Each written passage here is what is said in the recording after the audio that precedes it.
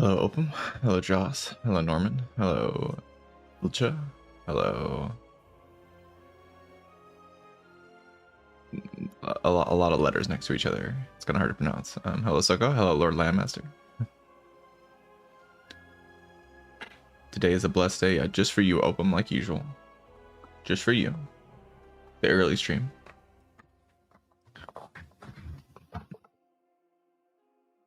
Hello, Ogburner. Why rotating without silent? You know, I was thinking to myself, I was like, really considering why I play this game. And I was like, why am I playing this silent? Why am I wasting my time with this like abomination monstrosity of a character? Like, what am I doing? Why am I actually doing this? And I can't really think of a reason why. Like in Slay the Spire 1, I could think of reasons why I'm not playing, or why I'm playing the Watcher. Like, I like the break and rotating. I like playing 4 characters. I like the Watcher's mechanics. I think she's mechanically kind of fun. I like playing Watcher cards. It's enjoyable. Literally none of those things apply to the Silent, and she's more broken than the Watcher. So I just don't have a reason to play this character. There's just no reason to do it. I can't think of a reason. She's just a total waste of time in every aspect. Oh, I don't think I'm going to be playing Silent anymore. She's like the worst design character I could possibly imagine. Like, she's so bad. She's even worse than people make her out to be, genuinely. Just total waste of time. And also, like, if I don't play Silent, I get to like play Ironclad into Regent, into Necrobinder, into Defect. That sounds fun. Like, that sounds like a good rotation, you know? Silent just kills the vibes, honestly. Like, she just murders the vibes of this game. Like, it's terrible.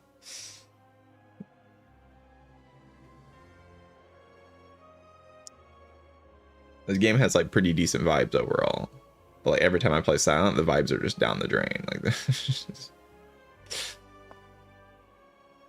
it's the worst part. It's like she's overpowered in the most boring way you could possibly imagine a character being overpowered. Like, if I want to play an overpowered character, I want that character to at least be explosive, like at least have fun, crazy things happening. Like something like Regent, like where you're very strong, but at least like cool things are happening. But like you play Silent and you're very strong and nothing happens. Like the whole run, nothing happens. I've not seen or played a single Silent run where anything interesting happens ever, or like a cool turn happens. It's just awful. It's just so bad. Like she's actually just the worst thing ever. I can't think of a reason why I'm playing her. Like there's no motivation to actually play the character.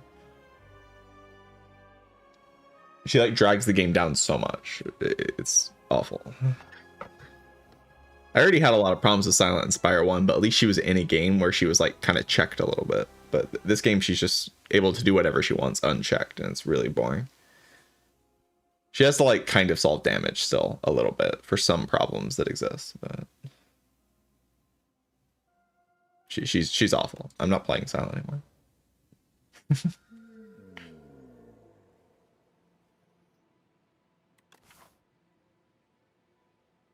So the Silent journey is over because that character is horrifying.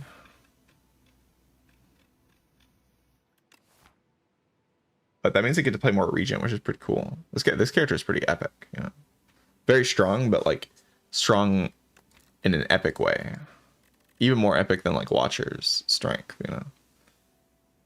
You get to be OP, but at least you're like playing cool cards.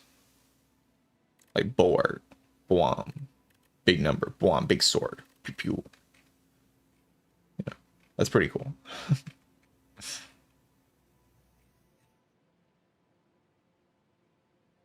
It's the coolest Regent card.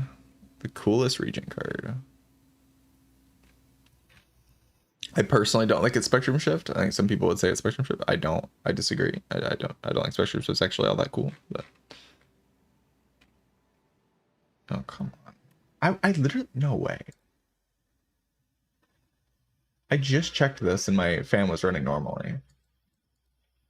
That's actually really interesting.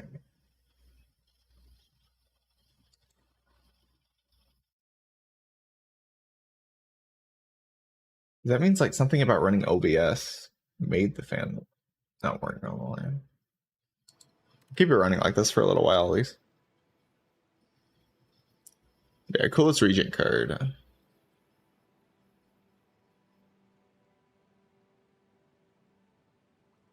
Supermassive's kind of cool. Every time I have Supermassive in my deck, I'm kind of like, that's pretty cool. Bundle of Joy. Love this card. Arsenal's fun. I probably like those three.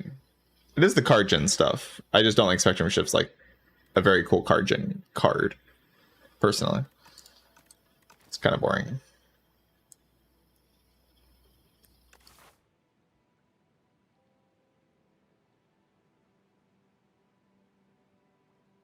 Hello, Netanyahu. So I can do Lava Rock or Niao's Torment. I could do Bones for fun, but these are like good options. This card's kind of broken. This card's kind of broken. If you like read what this card does, it's kind of broken.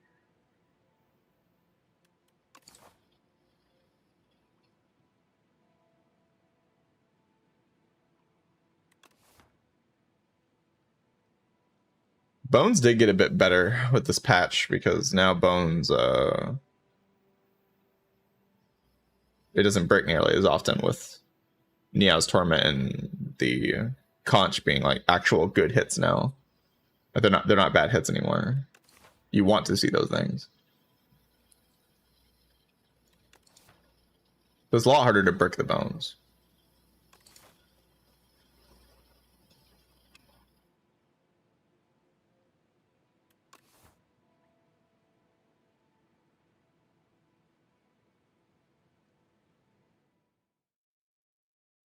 Also interesting, like there's no way the fan running at that speed is making the temperature go pretty fine. Sorry, I'm just thinking about my fan. Curses can't you get with the Bones? I don't think you can get any of like the super special curses. Like, I don't think you can get like Poor Sleep and like Enthralled. Maybe you can get Poor Sleep, but you can't get like Enthralled. The ones you get from boss relics like Curse of the Bell, Bad Luck, the super powerful, crazy curses. But you can get like Decay, Guilty, and Debt for sure. Like I've also seen like Shame and Doubt. You can probably get Writhe and Injury and Clumsy.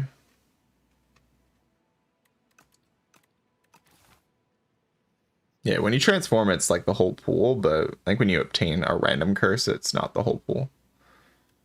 Like different pools of curses that get selected from. I don't know. I'm like under the impression that this thing is just kind of broken. The Niao's Torment. It's like a decent damage card that like also pulls 2 cards. Looks so ass. I mean, compare this card to Grave Blast. It's like literally twice the output. It's like you're playing Echo Form Grave Blast. Like Grave Blast is a bad card, but like if you're Echo Forming it is actually a bad card.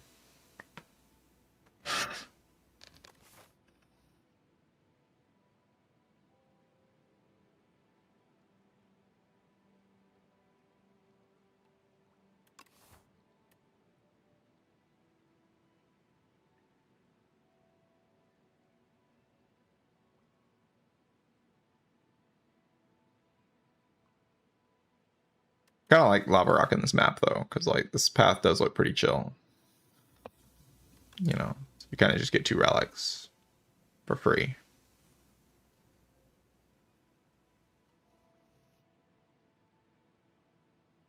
But I don't know. I'm like under the impression that Niao's Fury is just kind of broken, so.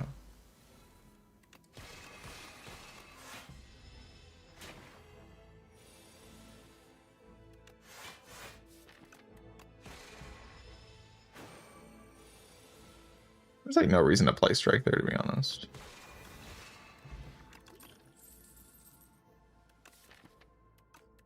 Begone's pretty good in a fish act.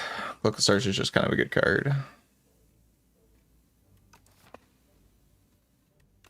Cloak of Stars kind of go in the Iosphere. You get to pull it back with like a Venerate.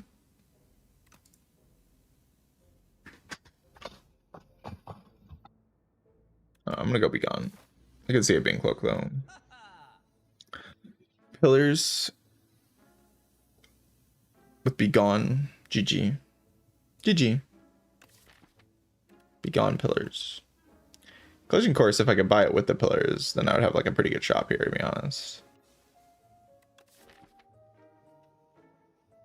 Without it, it's a little sussy. I'm still just gonna buy the Pillars. I wanna like try being this greedy and then act like this.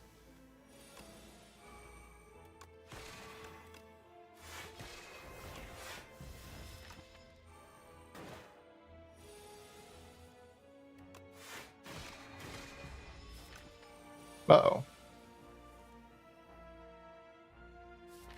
Okay. I could draw pot this genuinely. Like, for real, for real. You know what I'm saying? Like, for real. Could draw pot this. It's, like, kind of good.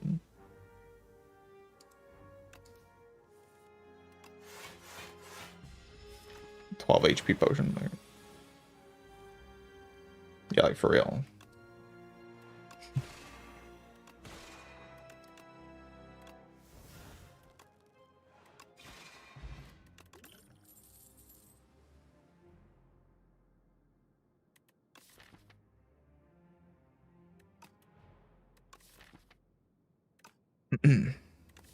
Child of the Stars and Pillars of Creation in my deck. How do I lose?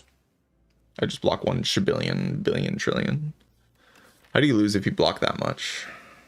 It's like not even possible.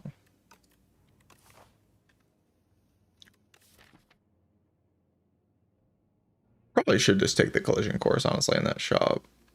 It just kind of sucks, but you probably do actually need it. Now, if I like don't see damage here, then like this leads to weak. It's Terror Deal. It's like kind of janky.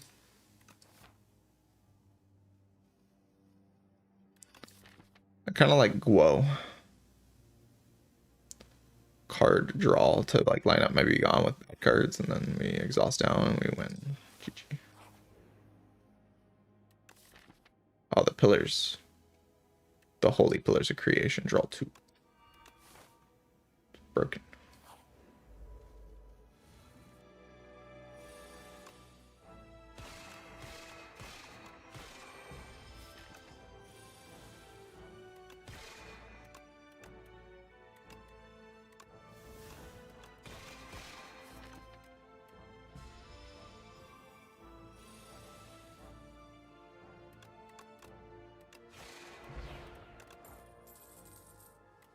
Okay, Refined Blade's like the draw or the damage card that maybe I needed for the Terror EL to be acceptable.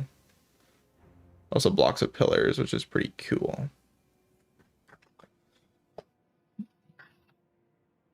Pretty good against the Soulfish as well.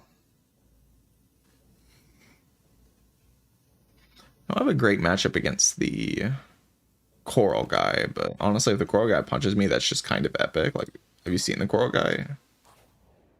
Imagine not rooting for the Coral guy.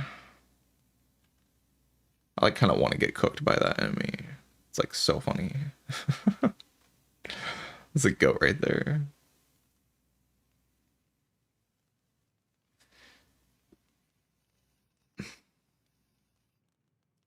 He cooks you IRL. Every time I see him, I can't help but laugh. It's so funny. It's so funny. Oh, look at him go.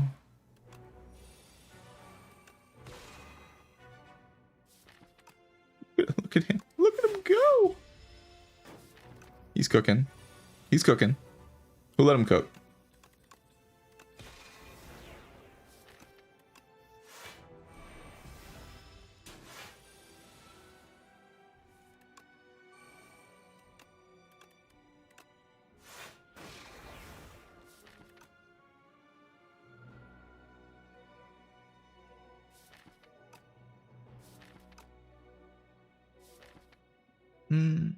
It's not like that great. Doesn't feel worth playing around though.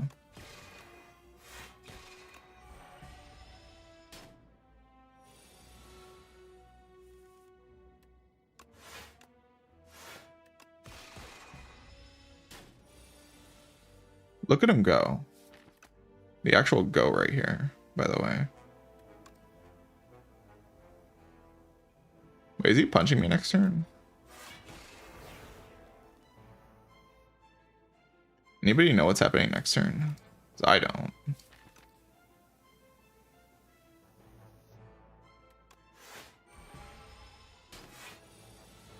It's punching me next turn.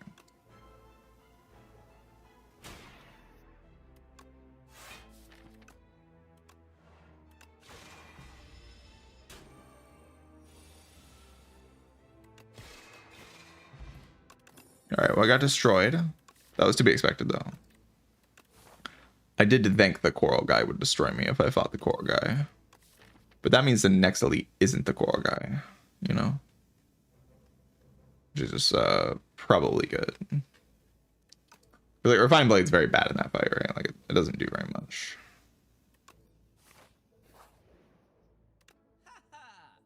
Pillars 2? Oh my god. Pillars build.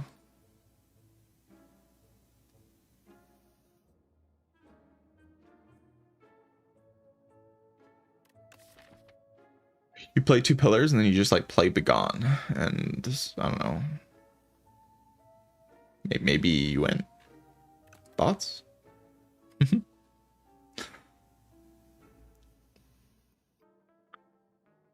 Thoughts on just winning with pillars 2?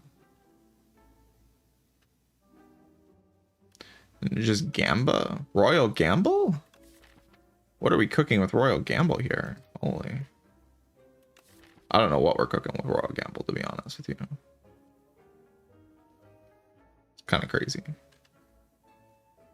Maybe we're cooking something. I don't really see the cook, though. Second Pillars is definitely not the correct play, but it does kind of lead to the most funny run, usually. We did it. Thank you for the Prime sub. I appreciate that. I'm gonna do it. I'm not gonna die. This game doesn't ever kill you, right? That would be too mean and scary. Now my Begone blocks for, you won't believe it, 6. That's too much. My Begone should not be allowed to block for 6.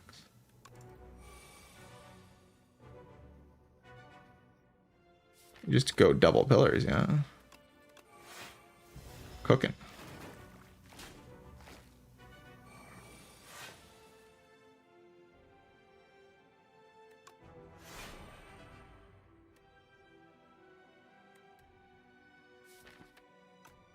Definitely see like putting this here and then it dies to the thing next turn.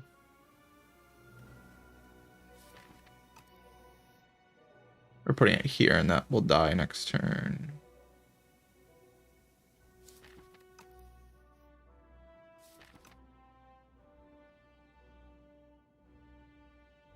To the falling star. I want this one to die, yeah.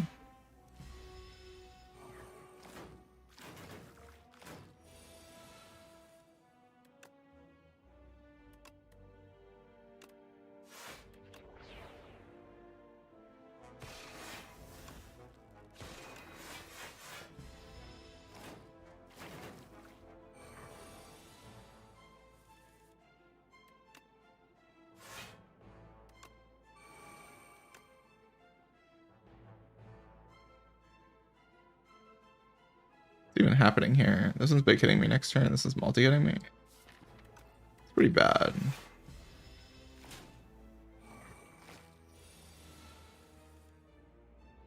But the Begone got me, you know?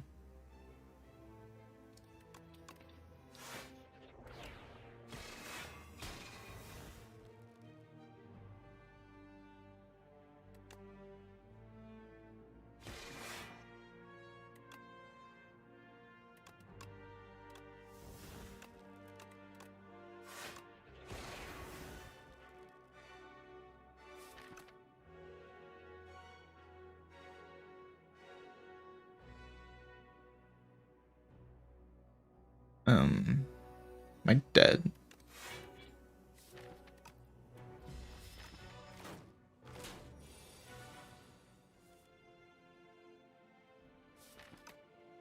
Maybe I die next turn, you know?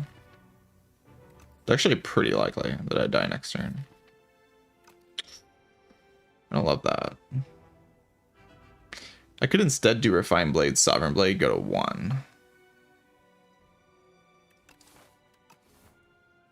And then I never die next turn. I do like the idea of never dying next turn, kind of.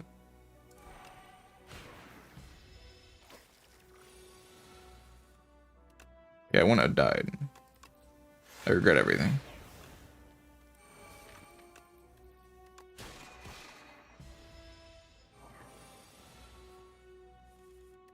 I regret everything.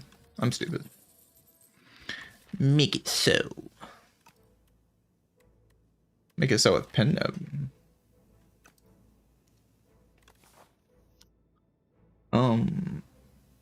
I do have like only 3 HP or whatever left. I'm kind of dead. Why is my deck so bad? This is Neos Fury's fault, right? I didn't make this deck bad through any decisions that I made. Nope. All my decisions were perfect. That's probably true. That sounds true. I should probably just like not fight this elite, which is pretty tragic.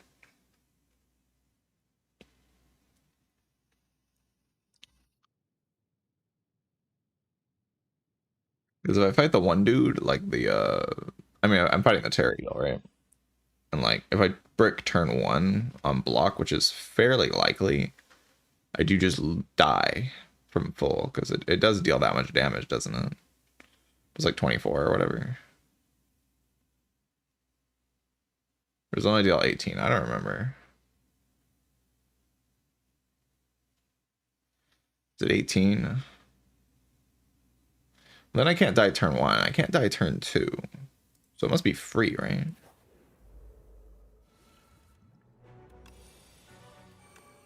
Sounds pretty free to me.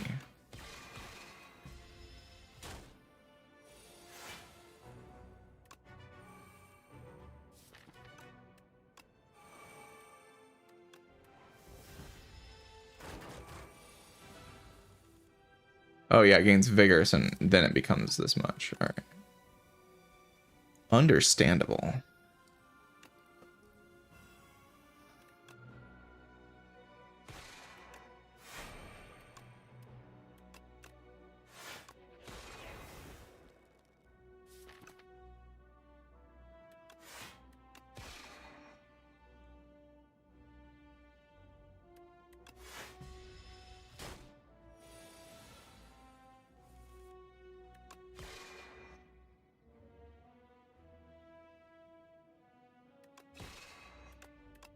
Oh wait, I should have brought back the blade. It won't matter.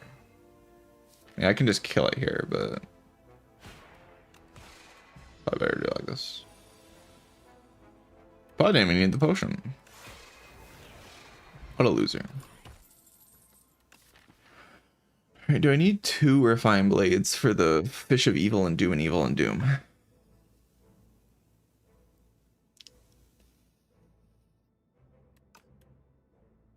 And Doom and Evil. And Doom.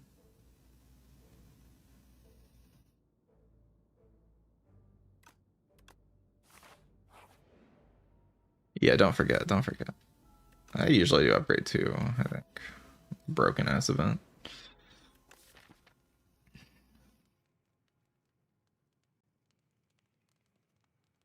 Broken event. Do I need a rest here? I don't want to die. I'm gonna die if I don't rest. I'm scared.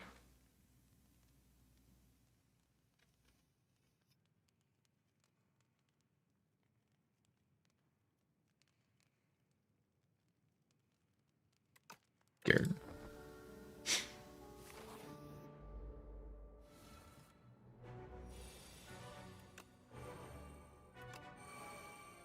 Solve stars for the rest of the fight. Solved.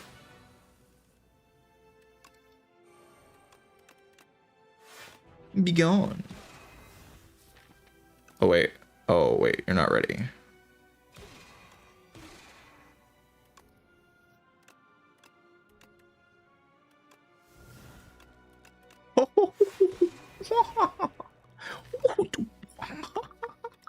Owned.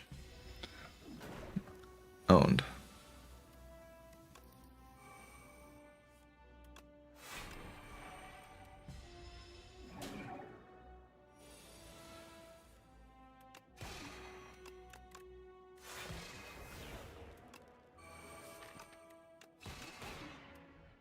Probably the wrong use of Pinhead, but I think we're good. I think we're good. I don't like I needed a rest, but you know, this delightful ownage. You know, I'm fine with resting, basically, is what I'm saying.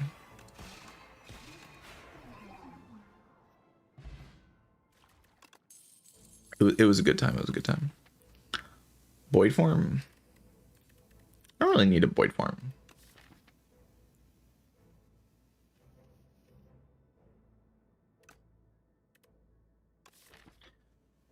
Dying Star is pretty good with the... What relic is it good with? I forget what I was about to say. Orichalcum, yeah. That. Pretty good with Orichalcum. It's a pretty good relic with Orichalcum. Kind of goes in, you know, you just Dying Star and then the enemy is fold to your Orichalcum. Like, surely I can make these pillars win me the run at some point, right? Void forms also kind of go with Orichalcum, to be honest. And it gives me infinite energy.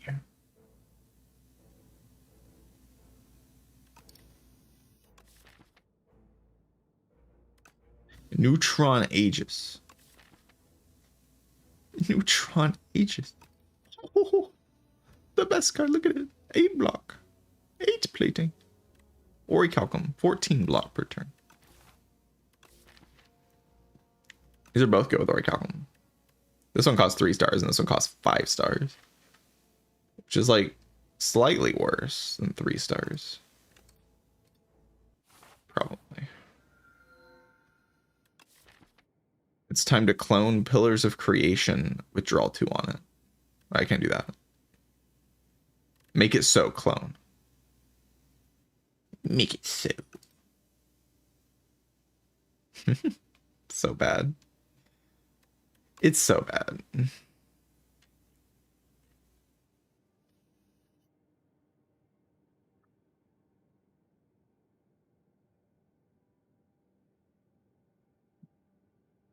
Yeah, it's Fury Clone.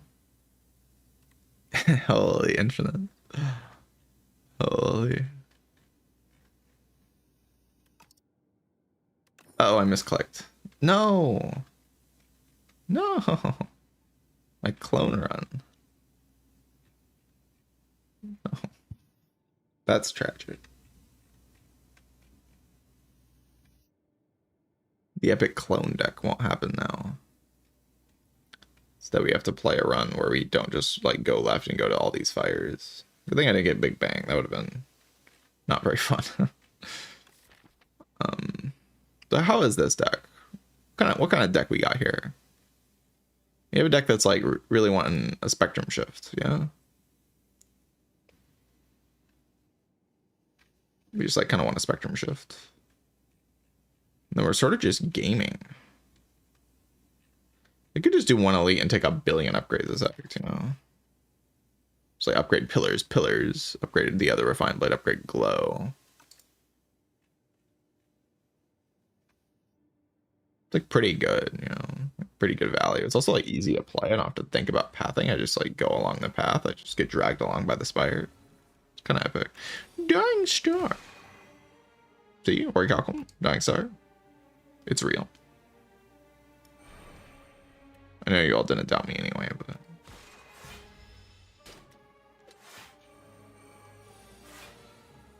die.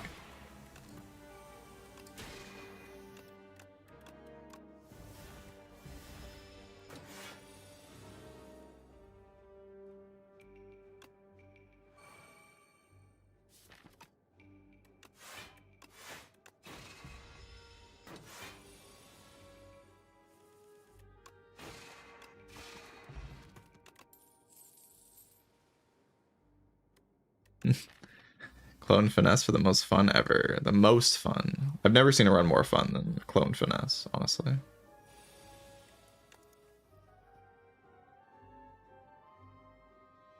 Not missing lethal, right? No, I'm not. Good play Refined Blade first, though. Like, I mean, what can I draw into that I would want to play instead? Not really much.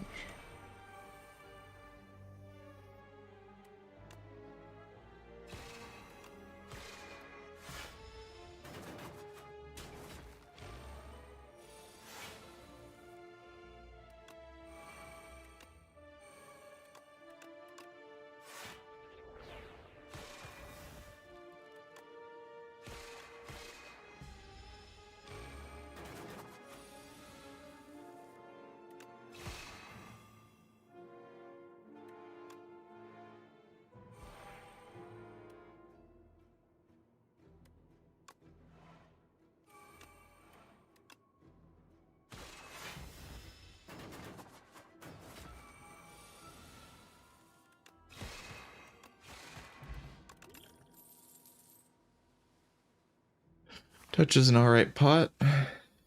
So I'm sure I want to go left. I mean, my deck's pretty good. Like, I could just keep snowballing instead.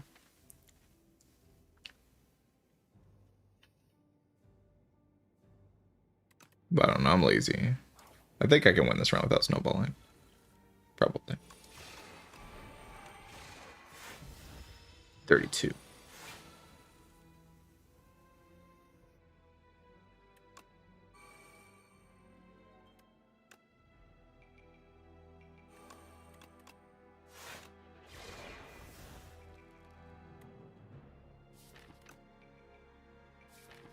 Just transform another card.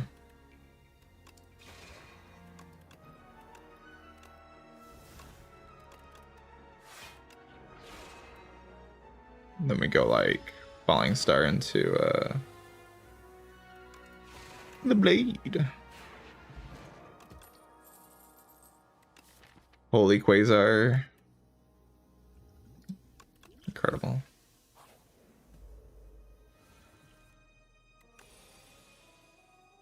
Oh yeah, we'll play Dying Star next turn, Clueless.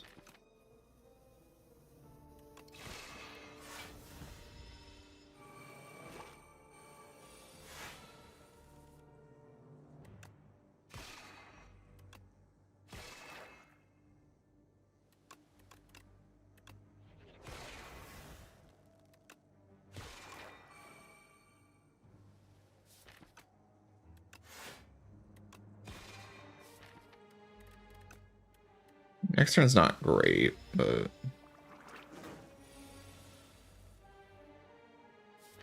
no, it could be worse.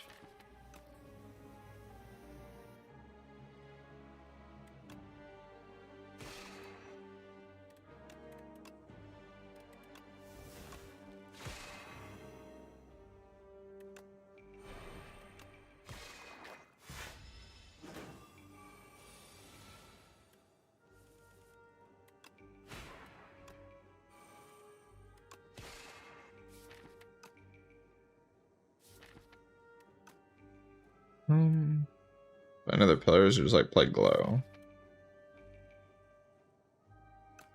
Probably should just play glow.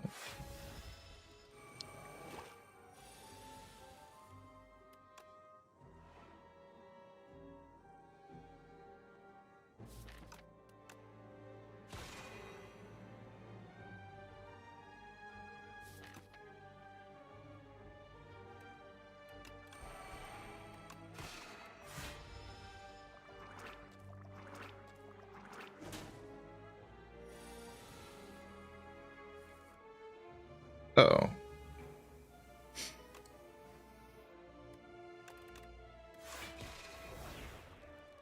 Uh-oh. Really did not draw well this turn.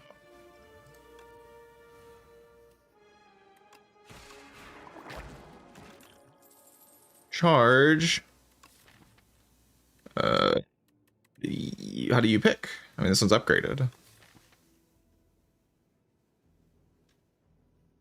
I mean, it's got to be charge plus, right? Like this card. Car's upgraded. It's green. I could take a furnace.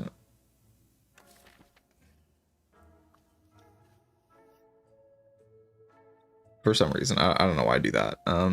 You should take something else. The wing. You just like remove a strike. Strike's pretty bad.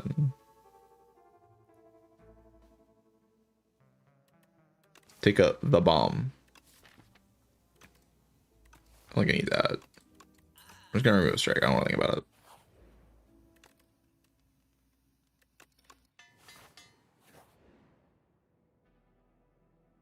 Upgraded rare attack?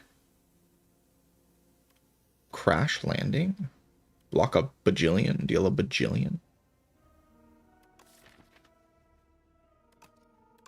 Wow.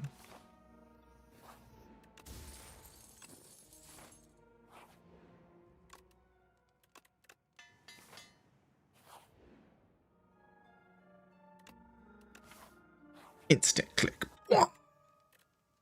Instant click.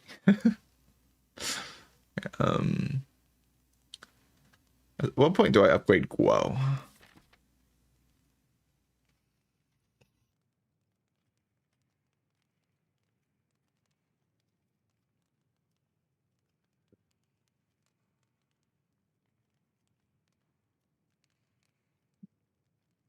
I could upgrade the pillar, yeah.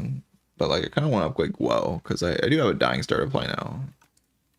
I kind of like playing that card. It's pretty good.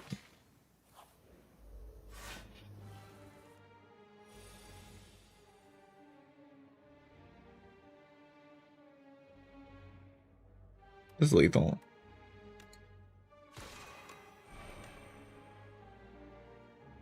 Shit. Yeah, be gone.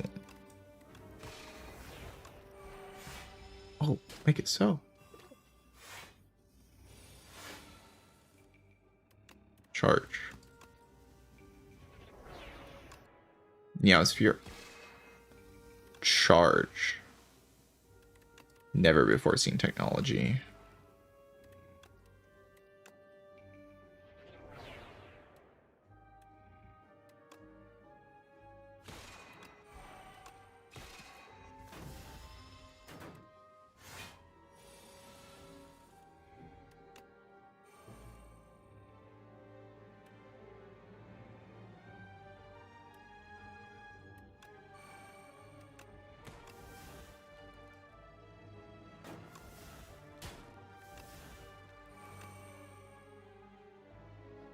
Probably shouldn't play that.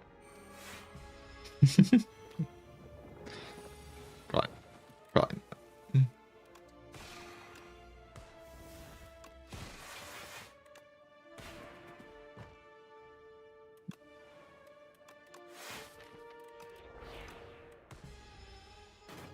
The deck is kind of owning like Giga. Not gonna lie.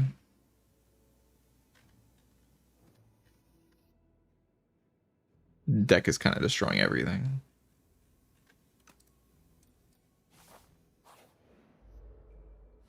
Oh, these guys aren't ready for the crash landing. The gods.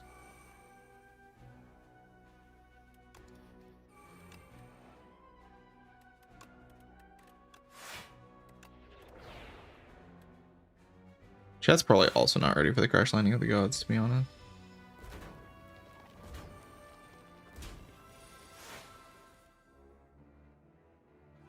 I'm trying to save my Benjamin, but I guess I'll use it. Order. It's the worst sequencing you've ever seen. Don't worry about me.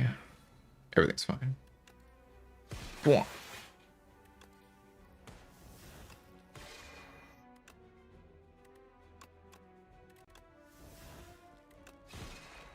Are you dead? Well, goodbye then.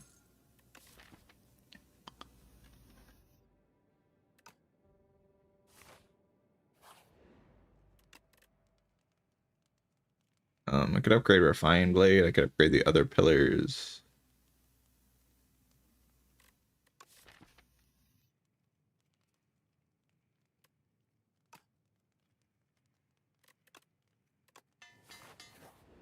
Two upgraded pillars has to be like pretty sick, right?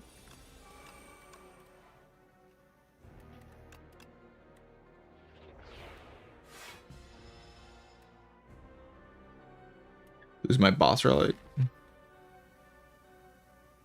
I like my boss relic though. My boss relic's pretty good.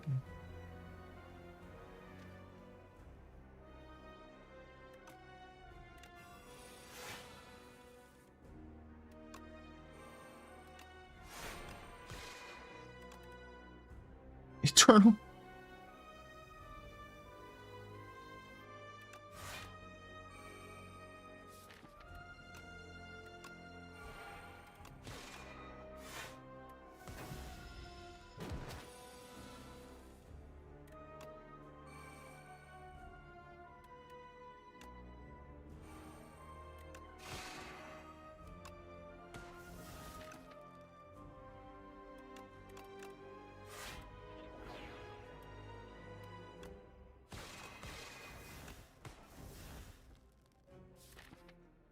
Why am I now spearing here? I can't really think of a good reason to do that.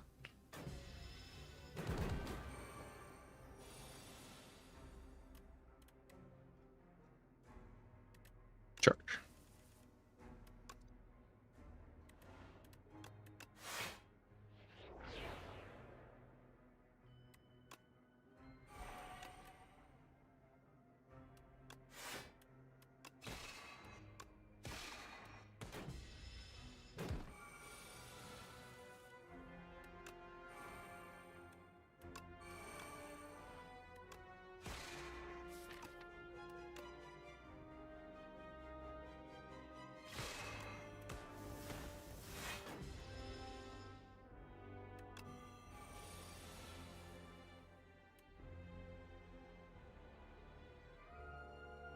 Charge.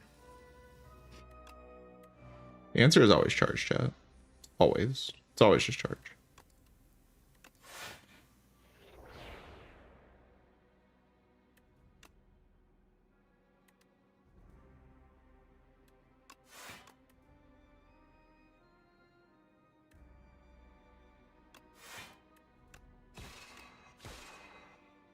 Good order there. It was a good order. Genuinely. Next turn we play Metamorphosis. Full block.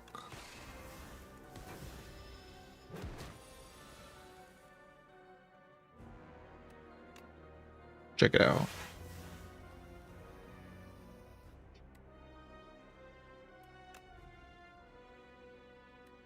What am I really doing here? I should be like Meowsphering back crash landing or something, right? That's what I should be doing.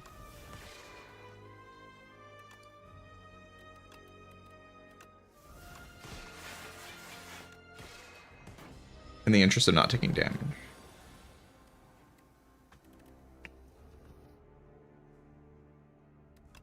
Let's go all in.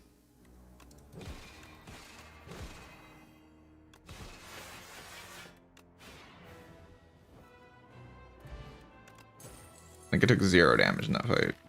I'm not sure, but I think I took 0 damage. Bombardment. Womp womp. Music box bombardment.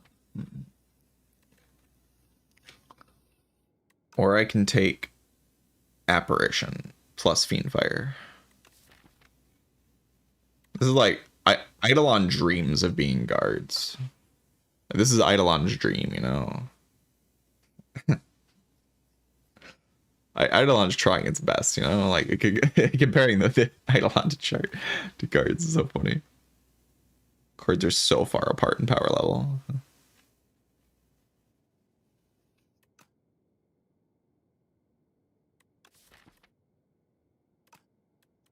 But what about Bomba, you know? What if I just bomb? What if I just hit the enemy with bombardment every turn? Boss damage solved. I definitely don't already have boss damage solved with 2 refined blades.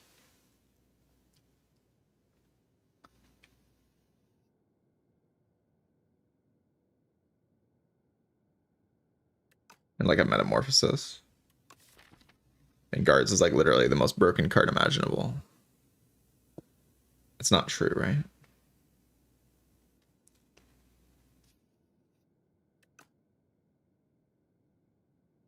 The thing about bombardment is it's like the best bait ever, because if you get music box, you're gonna feel so bad. You're gonna be so disappointed in yourself. You're gonna be like, what have I done? You're gonna feel like the worst player of all time. You know what I'm saying? But if you pick it and you see music box and you feel like the best player of all time. But like, what situation does picking guards make you feel like the best player of all time? Like when you win the run?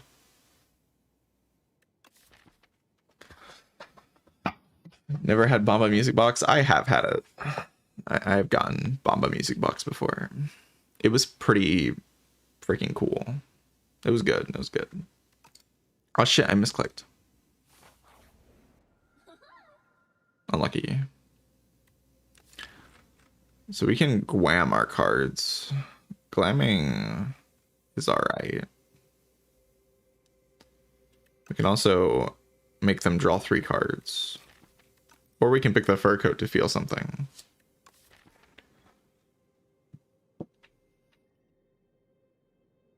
All of these options are reasonable.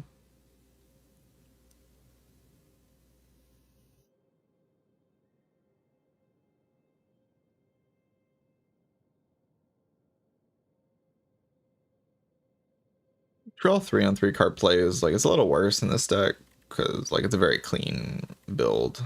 It's very good on charge though, like that enchantment. That enchantment on charge on make it so, like, very good. It's a lot of card draw.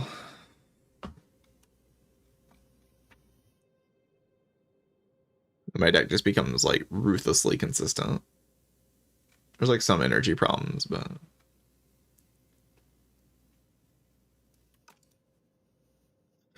glam, I'm basically looking for like a spectrum shift to glam. That's like about it.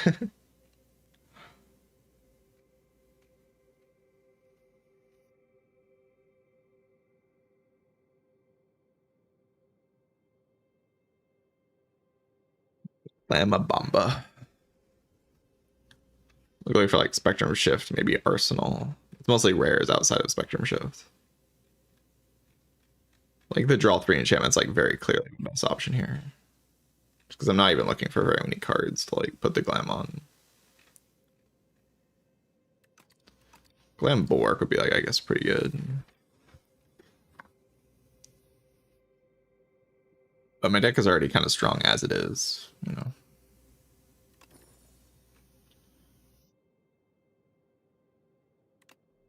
I don't know why I'm inclined to make decisions that will win me the run in this stream.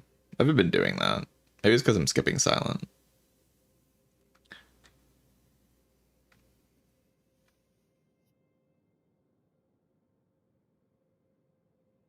Quasar.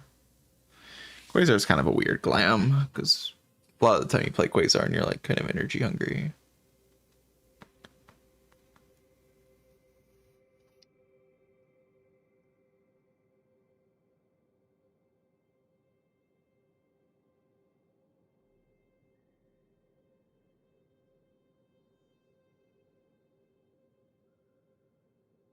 Metamorphosis. It's kind of cooking, honestly. I play Metamorphosis and I draw into the Metamorphosis attacks with the Metamorphosis.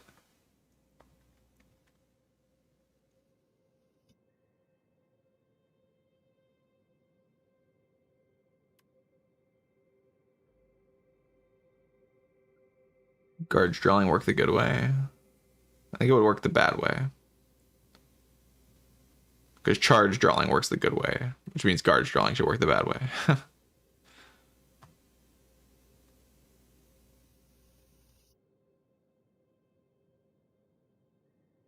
You'd resolve the top text first before you get to the enchantment text. I want to do Quasar. I don't know why. I just want to.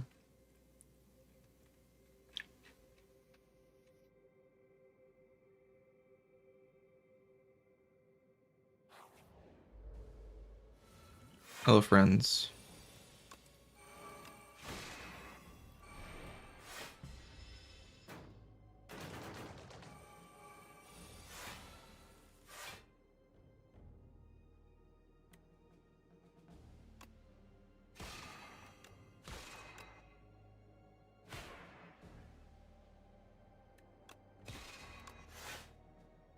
Wait, that's not full block. That's so unlucky.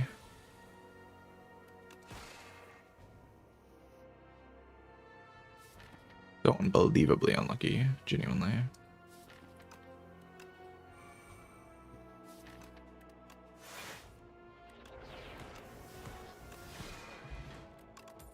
But could have set up pin up there somehow.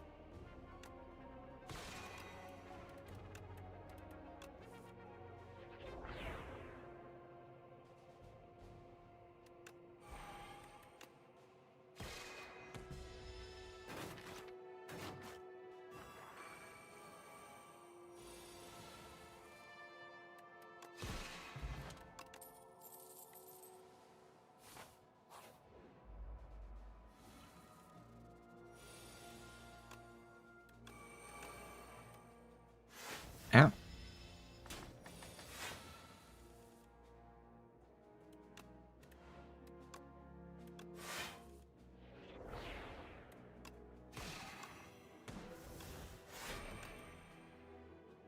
Eternal armor.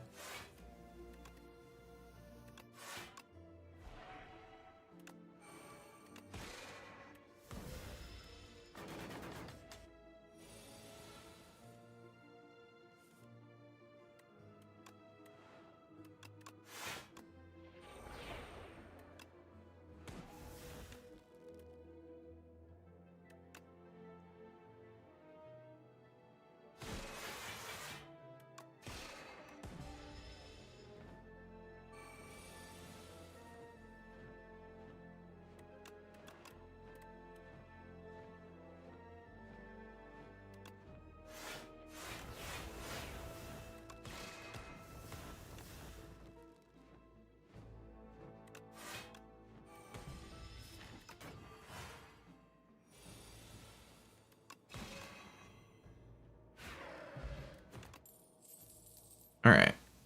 I won that fight. That was crazy. Bulwark. Parry it.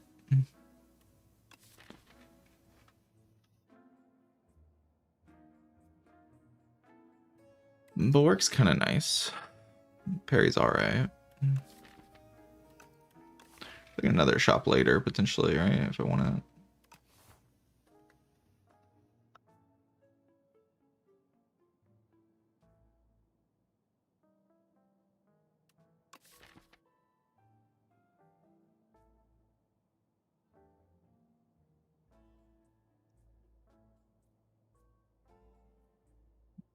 Bulwark mostly just plays, yeah.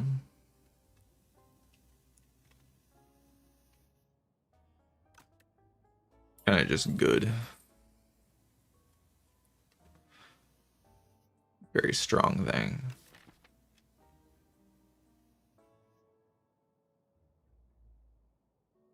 I don't think EP's actually all that great here. I think the idea is to like exhaust down to a combo with Quasar and Bulwark. Refined Blades and stuff.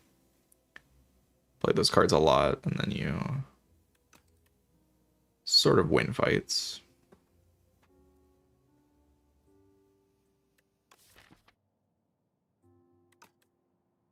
Question mostly is like, do I want to go to another shop later? I think I'm kind of okay with the path that goes to another shop later.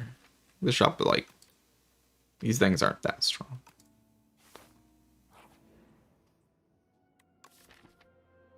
Soul's Power. I can reuse my guards. I can reuse my Niao's Fury. Holy.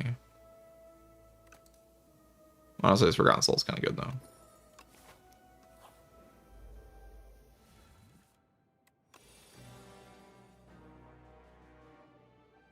Jackpotters.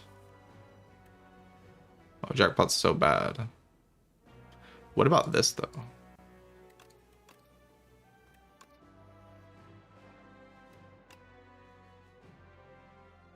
After seeing the line, I just had to do it, you know?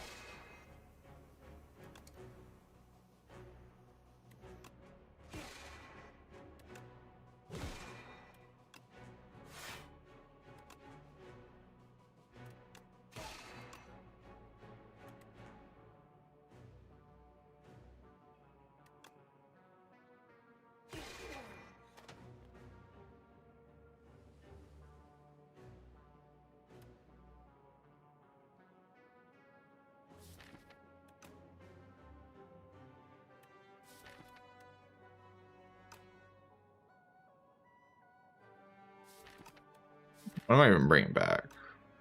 I don't want to bring back jackpot. I should win the fight from here, right? Surely.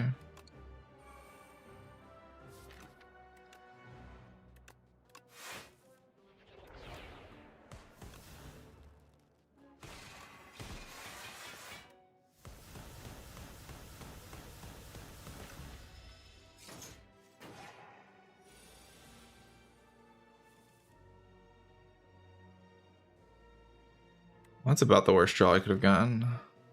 Maybe it's not that bad. I mean, it's a bad draw, but like maybe it's not the worst draw I could have gotten. Maybe that's kind of exaggerating. 50-50? Oh, no, no. I just guarantee. Because I have another make it so.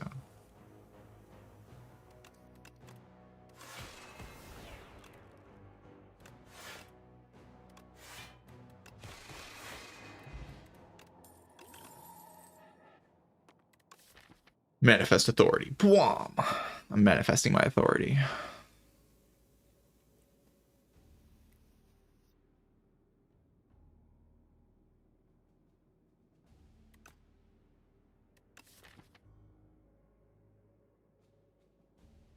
I could manifest some authority here. It's not the worst idea. Card's like kind of just good. I don't think I need it though.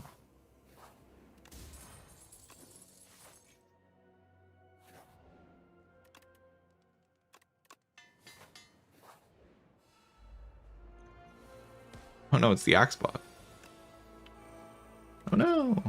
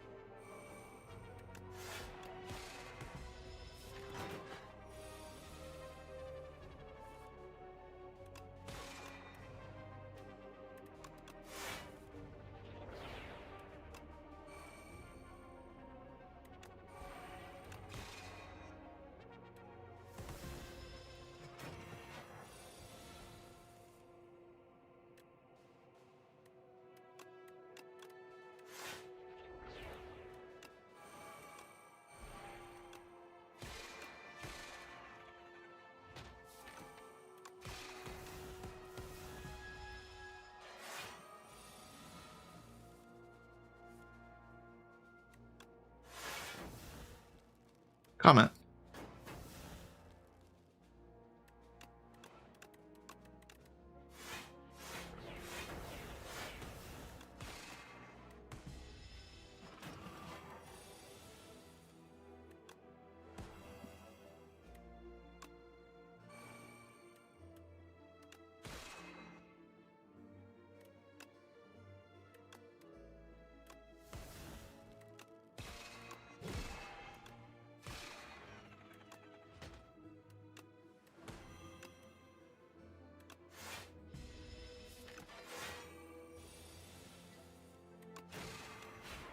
I sincerely don't understand that fight. I just don't get it.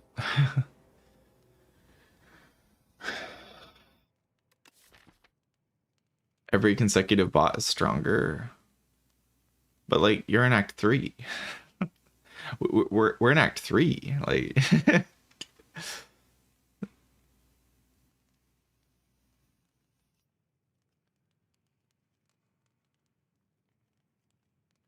it feels like fighting an Act 1 fight, honestly. It's so like pathetic. It doesn't do anything. You can literally just stall the first bot and set up a scaling thing, and then the other bots, like, they're not going to do anything.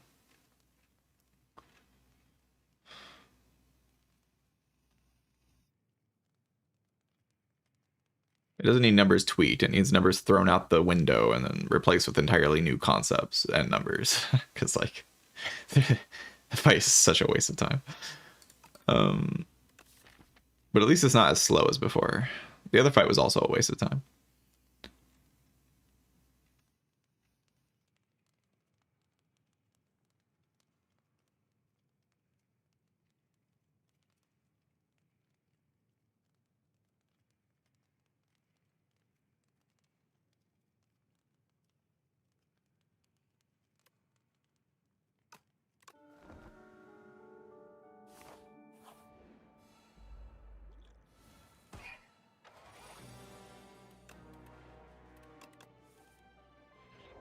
Cards.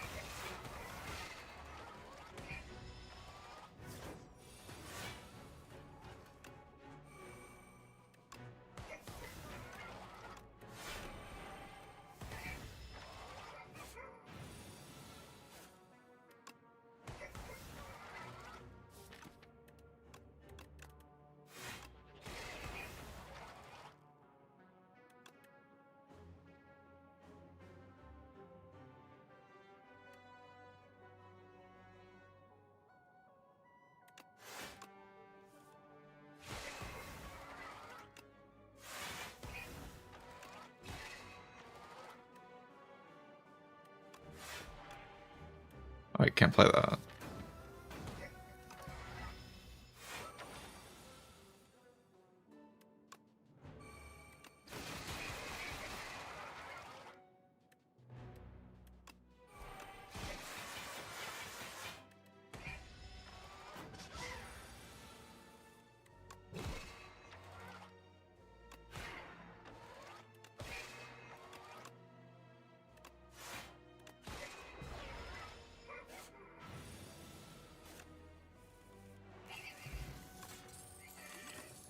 Fencing manual, random know thy place. I think a random know thy place kind of fits in this deck.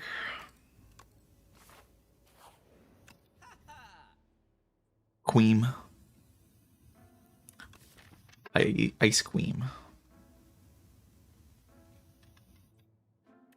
I don't really know what I'm doing with ice cream, but it is ice cream. Could take a hidden gem because funny, I don't know. Take a prowess. Prowess is pretty good.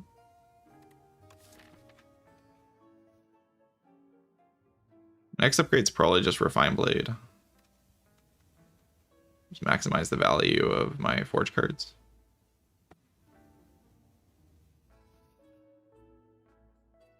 No, 2 strength, 2 dex play. Actually, my upgrade would be prowess if I took prowess, but 2 strength, 2 dex isn't like that bad late game. I don't have a lot of powers in this deck, so I only have these pillars.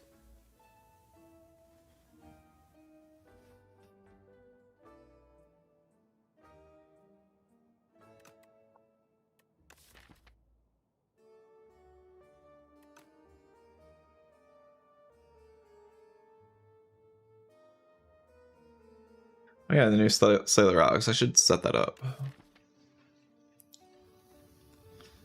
I saw that it got done.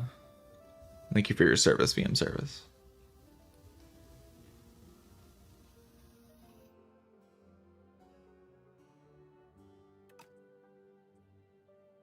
I mean, Hidden Gem is terrible here. I'm not gonna take Hidden Gem. Like a cream and a prowess is like fine. Upgrade the prowess.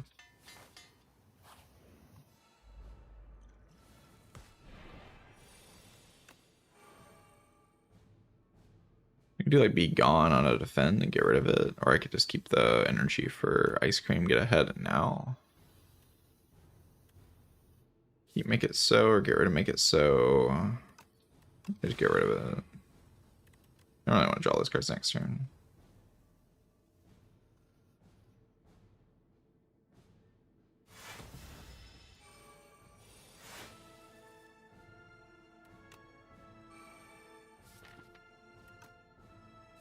Charge away like defend, defend.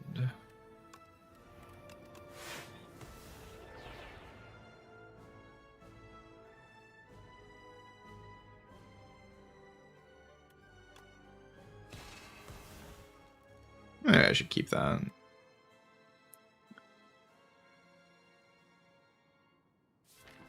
Arguably, I should keep it.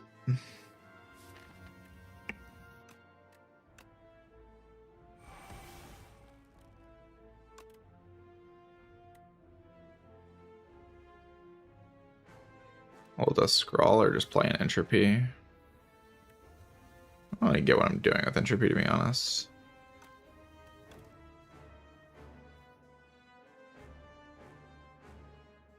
I kind of get what I'm doing with scroll, so I can just keep the no that plays around. Actually, it's kind of chill.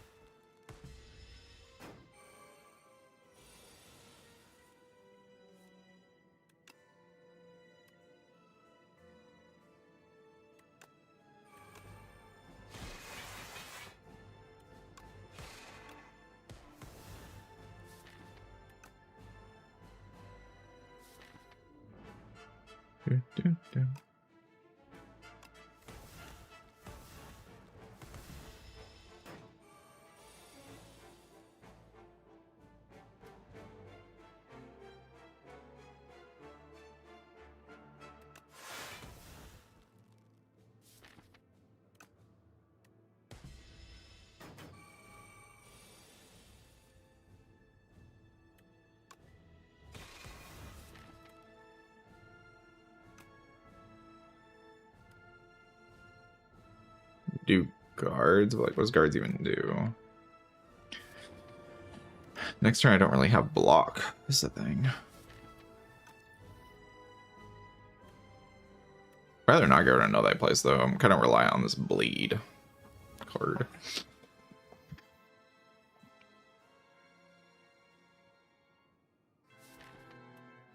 I guess Scrawl is kind of okay. Like, Scrawl and dig guards is like a fine turn, right?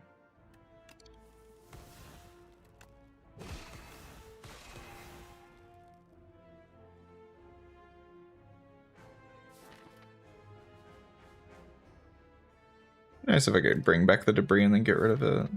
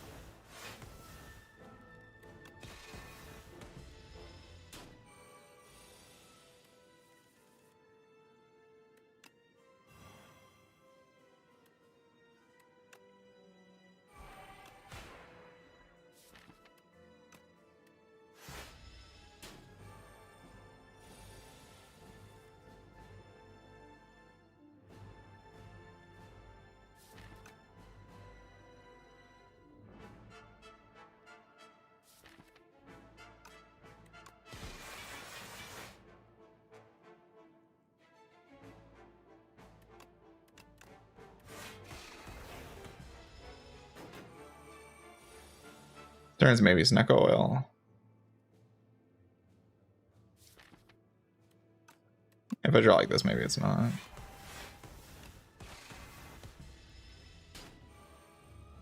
I guess I can't draw this turn, so if I don't draw one of the cards, I did draw one of the cards.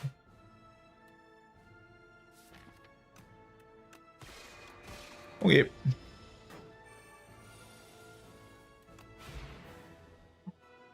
It was kind of a weird fight. But I think the deck worked out right. How am I killing the test subject? That fight's a little harder than that fight I just played. I did take damage against the door, so doesn't say great things about the test subject.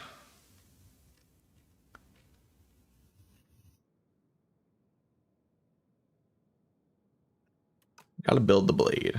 It's like the main thing I have to do.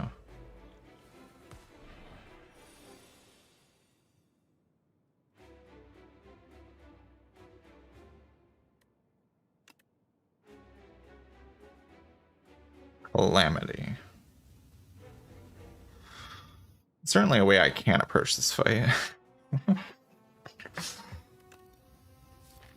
Use the Calamity package. I just play attacks and they generate attacks, and then I play more attacks and they generate more attacks, and then crazy things happen. I'm down for just a prowess though.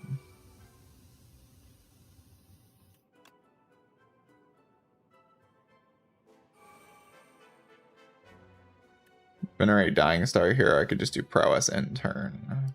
Those are like, I think, my main options.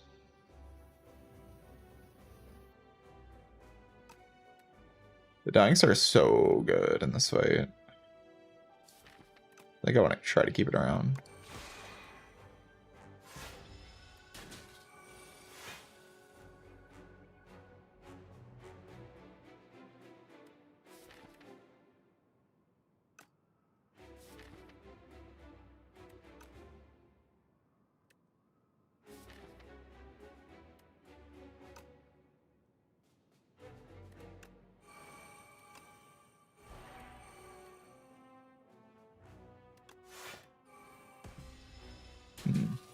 Well, playing Mikasa wouldn't have been good anyway.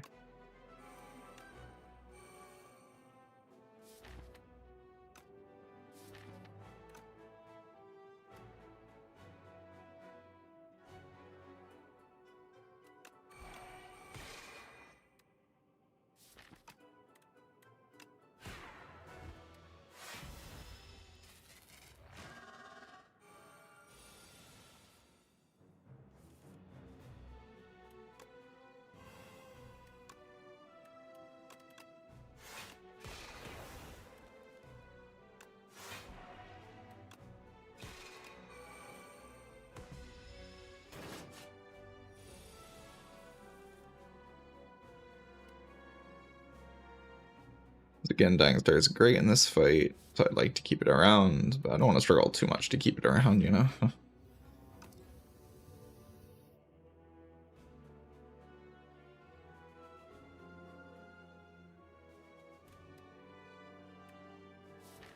some point, I do just kind of want to end the fight.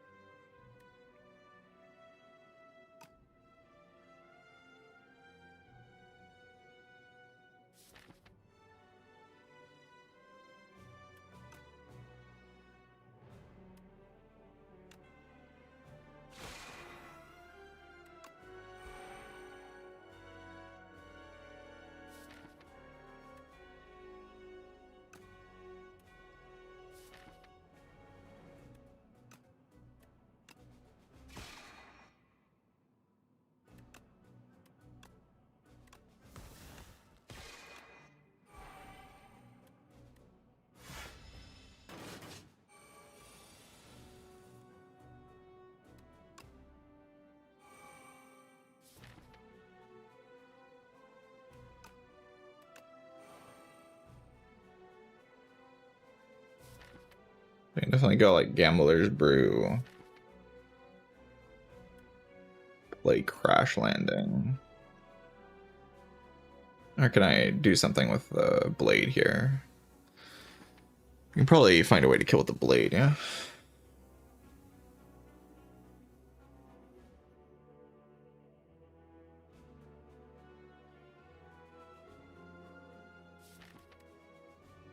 It would have been nice to like get rid of the the bad cards at some point, you know? Know what I'm saying about these bad cards? Bad cards are kind of bad. Yeah, we discard 5 and then we draw Falling Star. Do Refined Blade, Falling Star, the blade, and that should kill.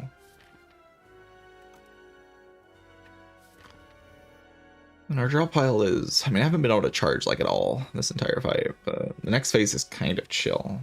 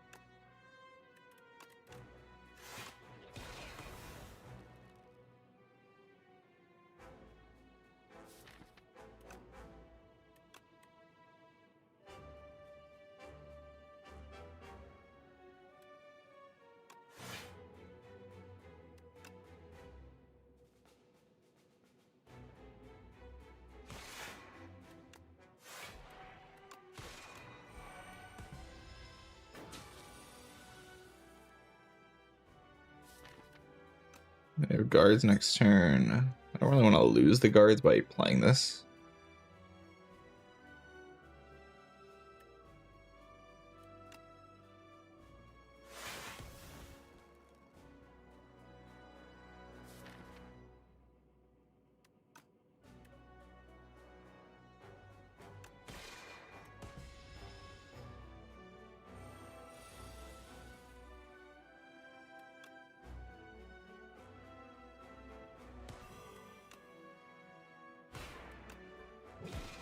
GG.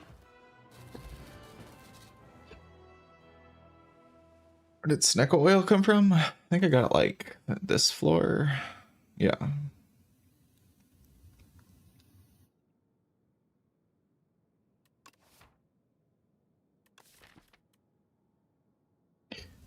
mean, that deck was pretty strong. I like actually picked the strong things in this run instead of deliberately skipping all the strong things in the game. I just picked the strong thing.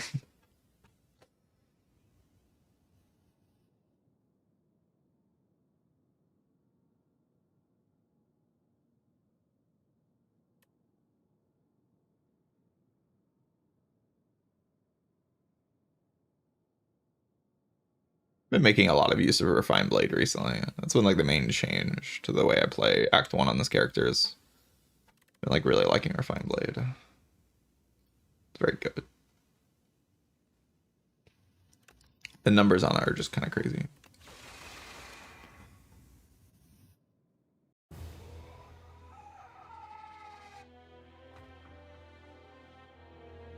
Like imagine Flying Knee, but it does, you know, more things than Flying Knee does.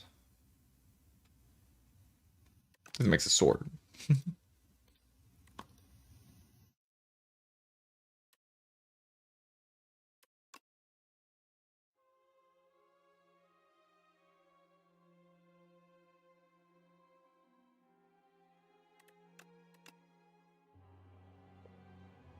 Yeah, I kind of just like having a sword card. Like, it really smooths out fights like the Soulfish, right? It's really hard to lose in this fight if you have a way to forge. Like, really, almost any way to forge. Soulfish is going to have a hard time killing you. This is a funny Act 1, though. I got obliterated by the Skulking Colony and then went to 1 against Phantasmal Partners and then won very easily after that.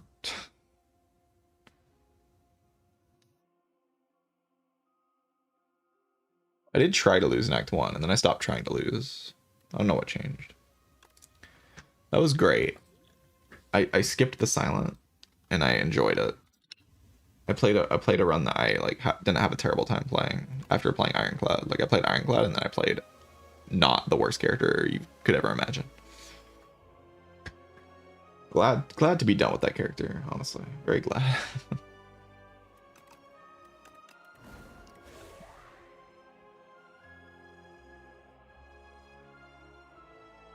Why don't I like the silent? I genuinely don't understand why anyone likes the silent. It's not even that she's too easy. Like, the Watcher was really strong in Spire 1, but like, at least she was strong in some like pretty explosive, fun to play ways. Like, the silent is so strong in the most boring way you could possibly be very strong, where she just like outvalues the entire game, like effortlessly. It's like really boring. There's no explosiveness. There's no like risk reward. It's all just like I block because the enemies don't do anything and I have neutralized. It's genuinely terrible.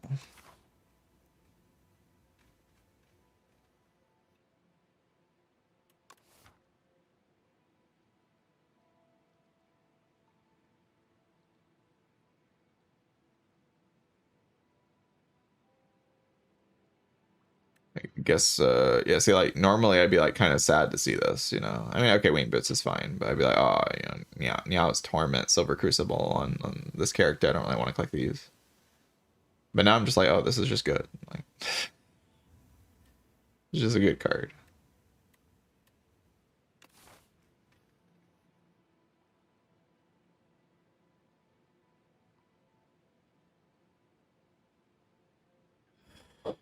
Wing boots has most of its value if like you need to pivot off of a path, but there's not a lot of pivoting to do in this act. There's just like no early shop.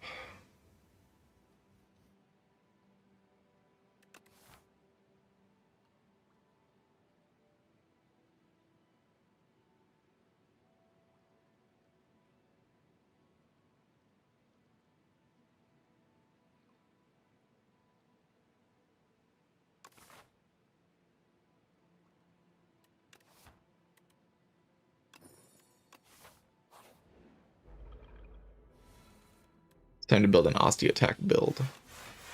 Yeah, it's Floor one, you have to build Osti attack build.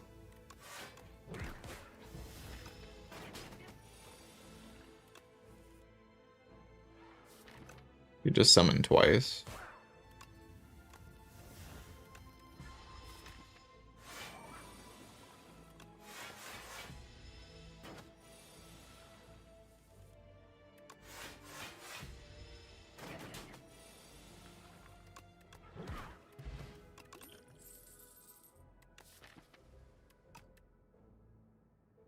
Reap is alright.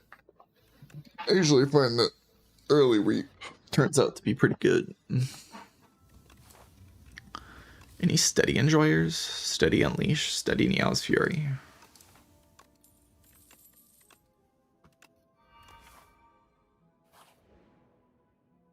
Kind of giga.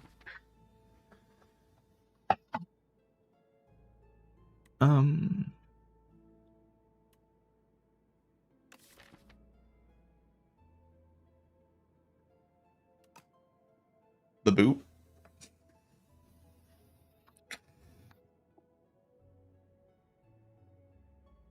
Forgotten card, I don't really know what I'm doing with.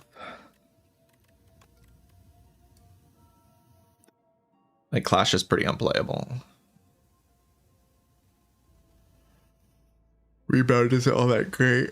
Rip and Tear is kind of bad. Outmaneuver is like okay, I guess. Outmaneuver is pretty good, right? Stack is bad, Entrench is bad. Caltrops is very good. Hello World's good.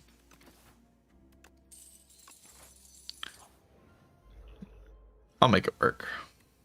I'll make it happen.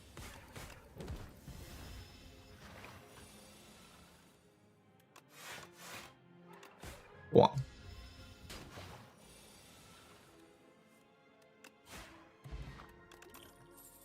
Touch of Insanity. It's a pretty cool potion. Retain build. Do I need a Scourge to kill that one guy? The guy, like the Coral guy of Doom and Evil and Doom.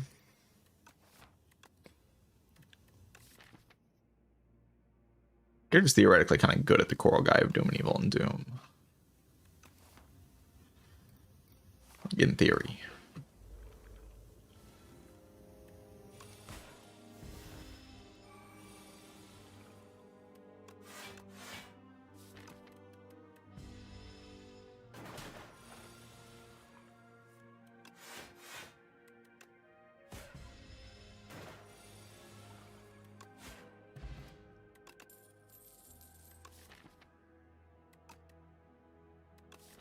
Yeah, drain power against the Coral guy of Doom and Evil and Doom.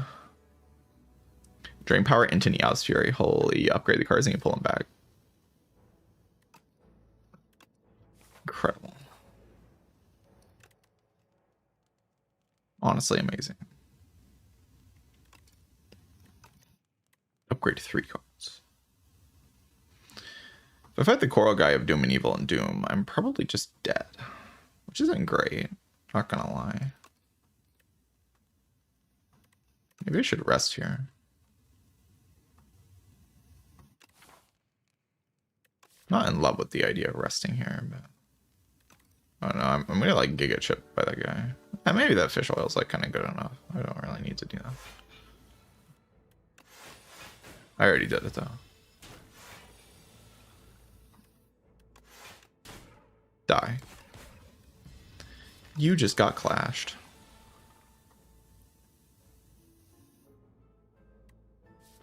Guess what? I can clash you again.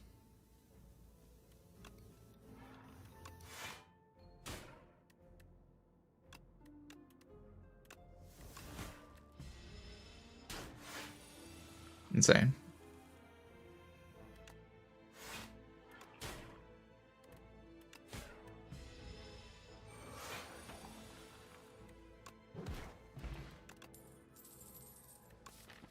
See, Flatten is quite good with Meow's Fury, but I don't really want it. Do I need high 5? Oh my god. Hope not.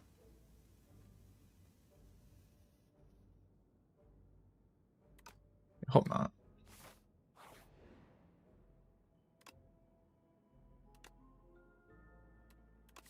Really rather lose a strike. Like much rather lose a strike. It's like infinitely better than losing a defend. Good thing I rested. Like fish oil, defend, drain power on something. I kind of want to just play reap here. I guess I could also just like commit to reaping here. Or reaping somewhere, like play it here, and then we could use the potion of insanity on reap. Sounds like a reasonable plan, you know? Then we can even Meow's Fury it back. Or we could do none of those things. I can bring back defend.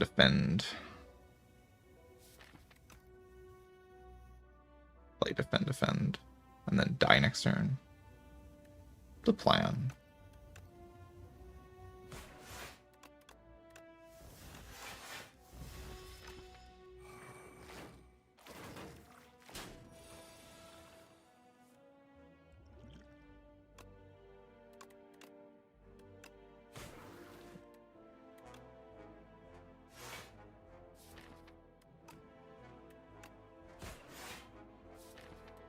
Perfect clash range. I just have to bottom deck a skill next turn. I can play clash on this guy and own him. Complete destruction.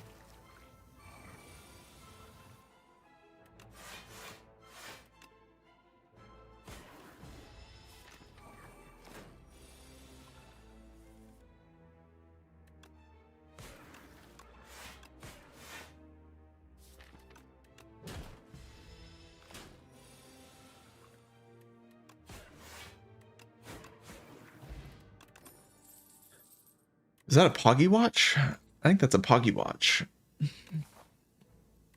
I like that relic. I think that relic's pretty good.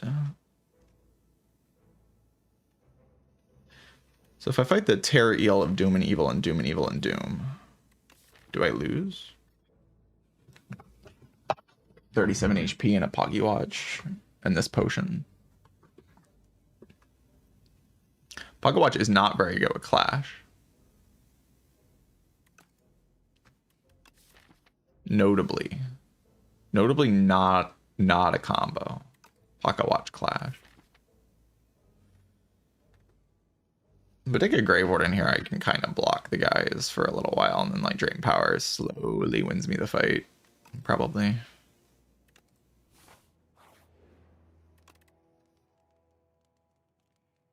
Very slowly.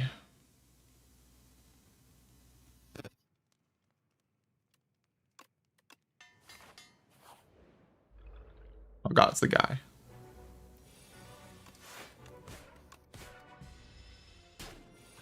I should have committed to this potion. I'm not convinced I need it though. That's the thing.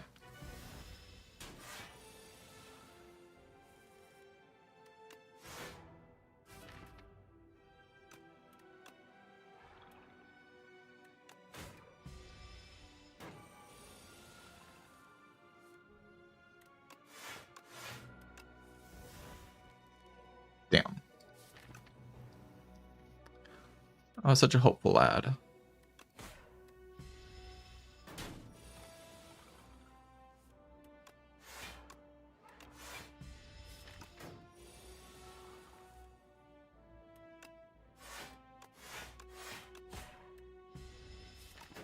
Clash.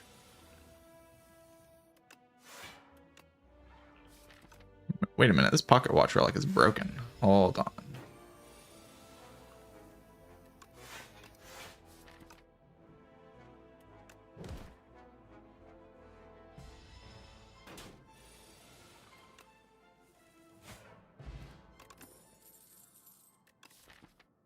My capture spirit is not very good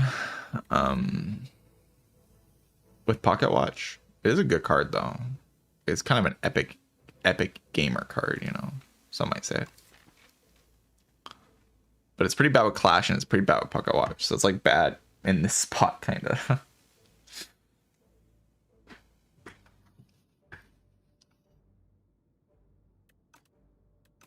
So I don't really want it. Are we killing Lagavulin, by the way? And Drain Power surely just like solves Laga randomly.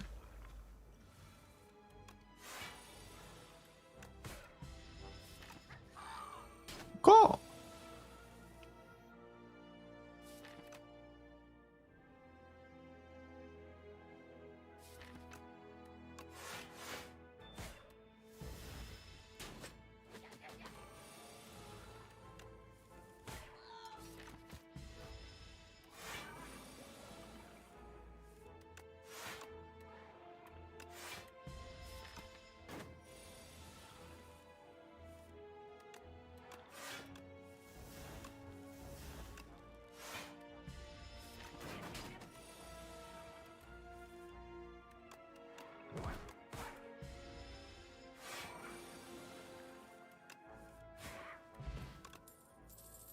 Ooh, cart.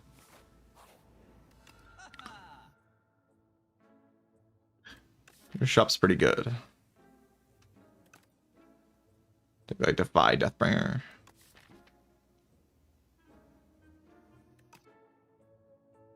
Weakness. And I could remove another strike, or I could remove the Clash, I guess, at this point. Clash is like so unplayably bad, right?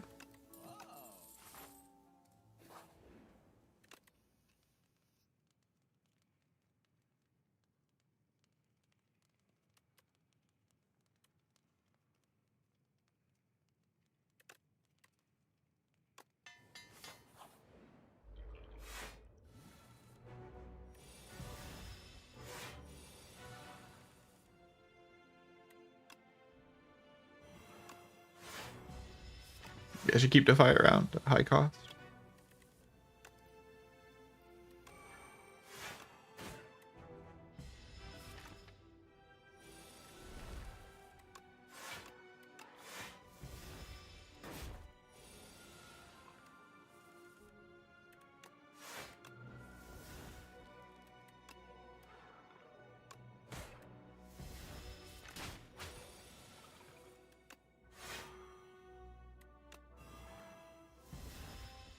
Apparently all Call to the Void knows how to make us reap. Which probably isn't the best card ever. Can play Bodyguard here instead.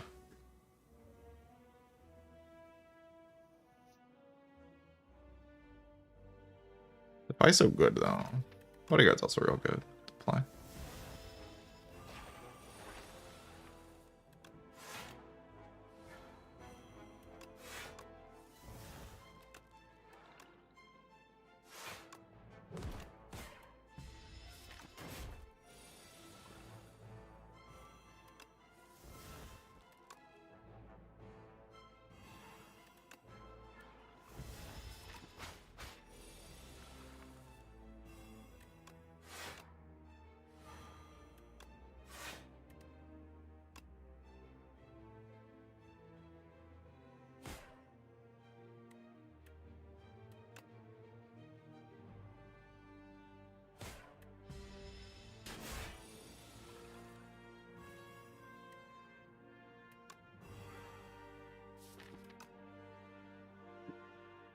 Am I in danger here?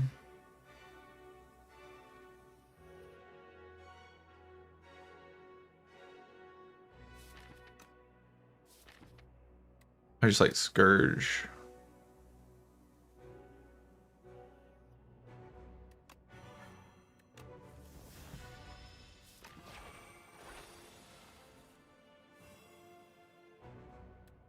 I can reap, I guess.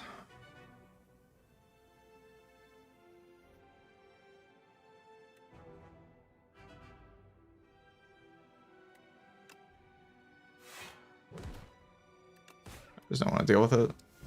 Just get me out of here.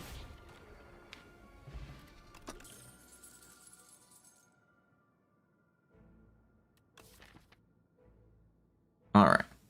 Cult of the Void was really disappointing in that fight, I'm not gonna lie.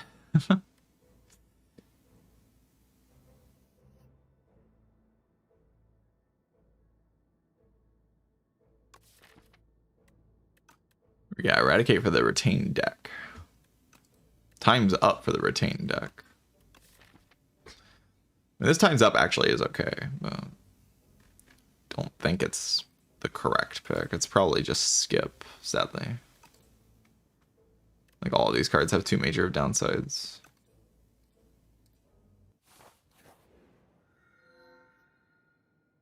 Ugh.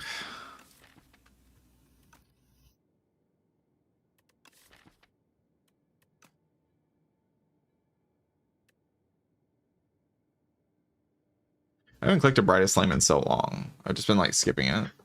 But these other options will actually lose me the run. And Brightest Flame will win me the run.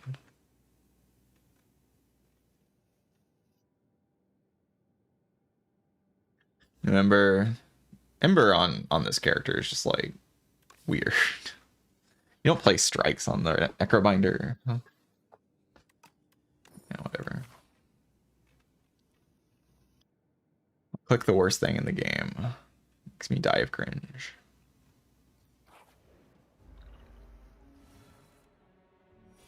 Maybe I'll lose the run because I'll cringe so hard that I'll die.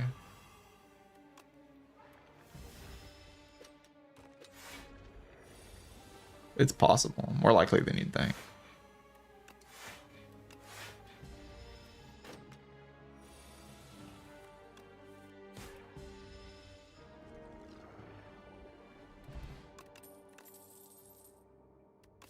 Do I want a duplicator?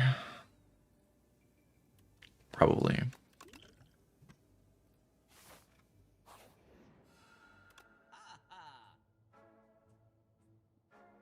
And the heal's kind of appreciated. You could take another Deathbringer.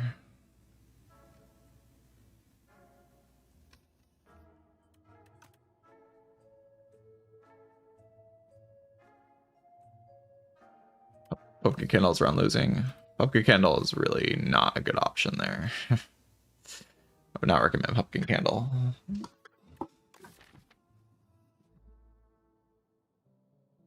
It's a pretty bad boss relic.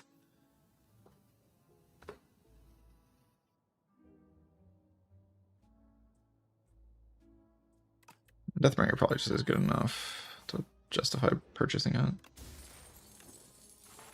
Wow. Upgraded strikes. It's crazy.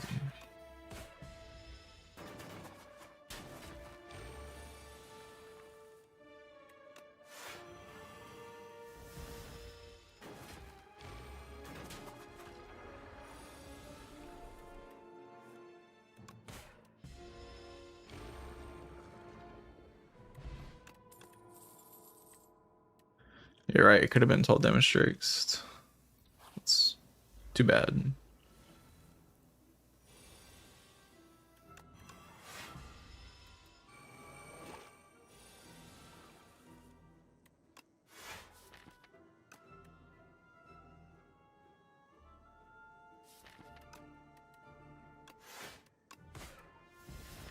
I mean, yeah, it's Fury next turn. I can pull back the thing if I feel like I need to. Oh, no, I can't. That's fine. It's not like this outcome's bad.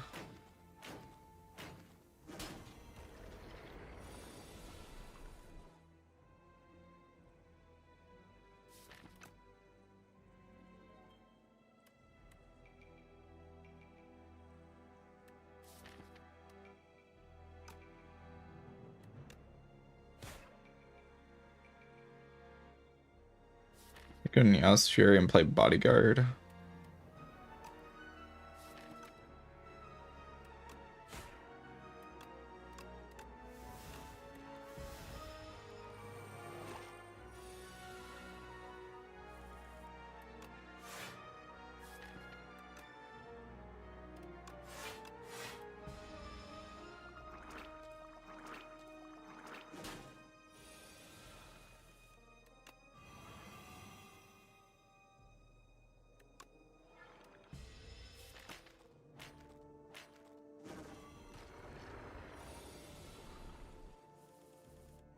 It's just a great fight. I'm having a great time.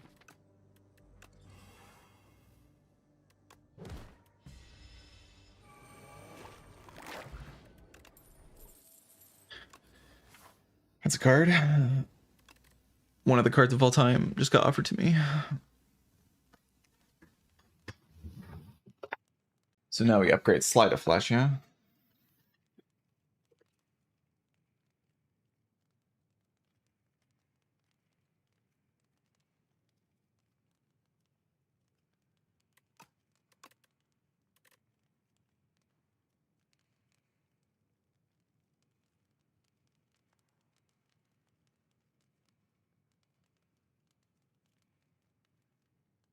Probably just upgrade Slide.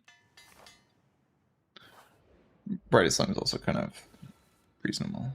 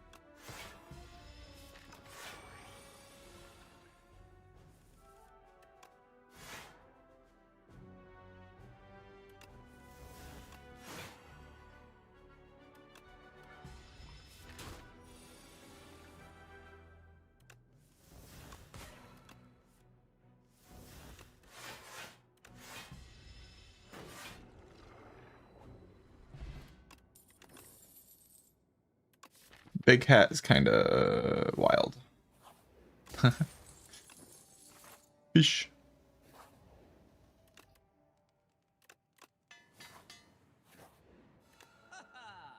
Domain.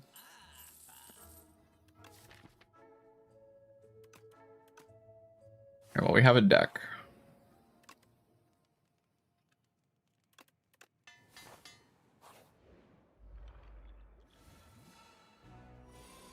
Domain.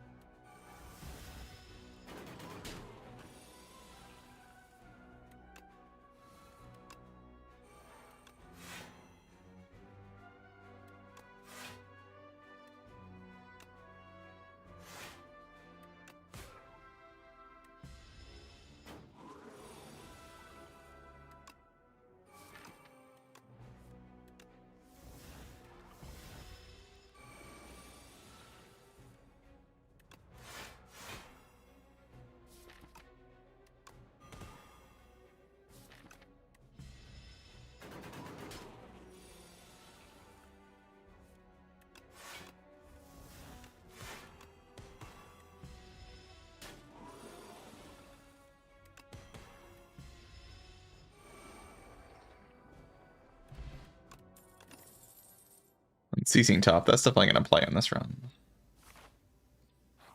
We're definitely going to use it in Ceasing Top. For sure.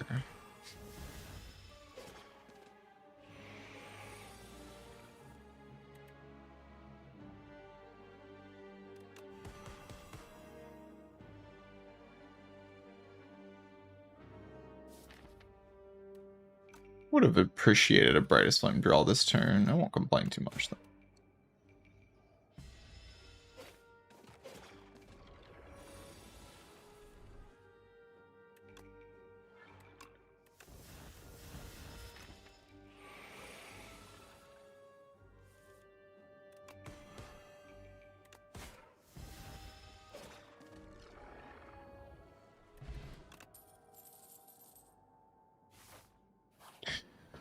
So in theory, I am quite good at this boss. I just have to like play Domain.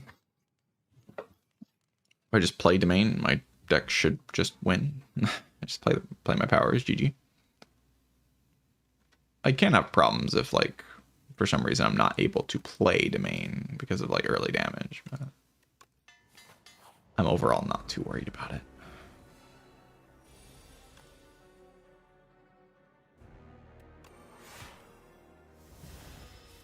It should be though.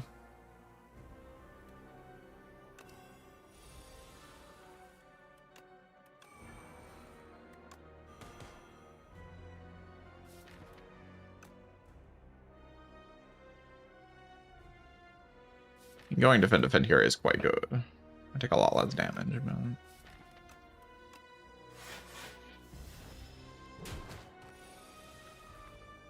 Yeah, I was about to say, we're really hoping to draw Neos Fury next turn in this line. It does suck to miss that. Not much I can do about it though.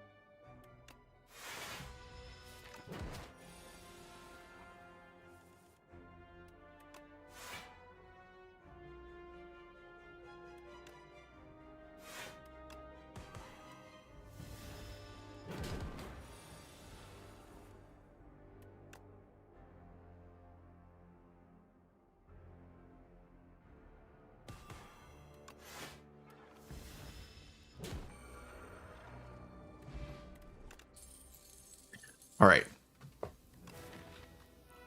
Okay, once again, we're offered Necromastery and Time's Up. Not the best rare card rewards this run. Also a Seance, though.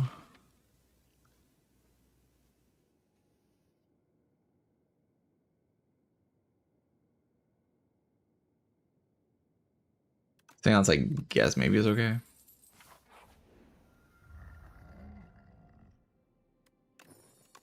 Not even like a real question about which one's the best. That's just like extremely straightforward. Ends up not good with double Deathbringer Plus. I already have Sleight of Flash. I don't really need like additional damage when you have this thing.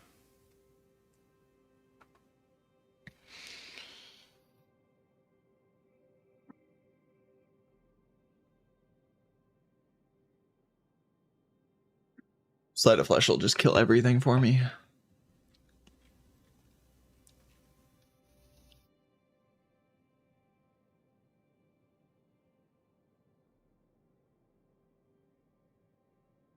It could be better without Seance. I think Seance is alright once the domain is in play. Yeah, I could see it before the domain is in play. The cards probably were not that worth it, which means it's probably not very good. I just didn't want to skip 2 rare card rewards. Gonna be real with you, that's like the actual reason I took it. I just felt bad skipping 2 rare card rewards.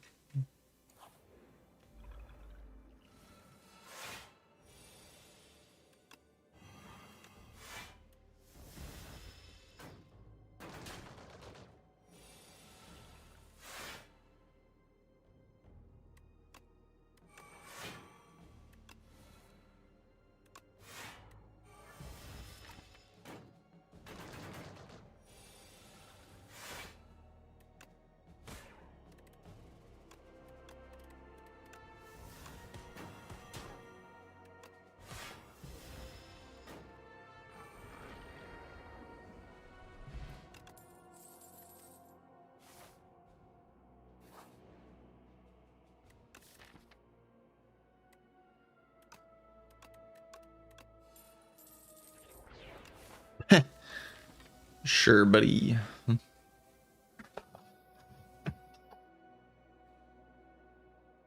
Is that better than a strike? It's kind of similar. It just does damage.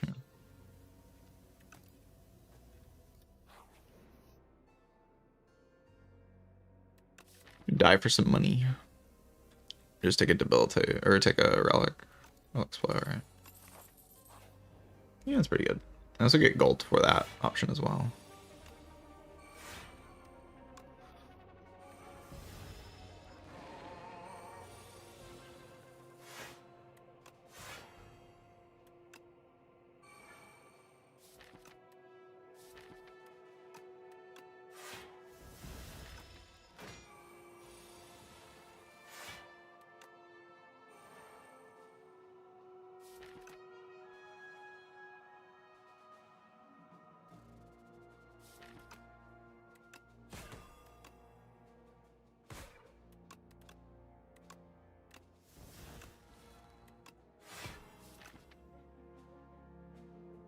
Drop this way. Probably better.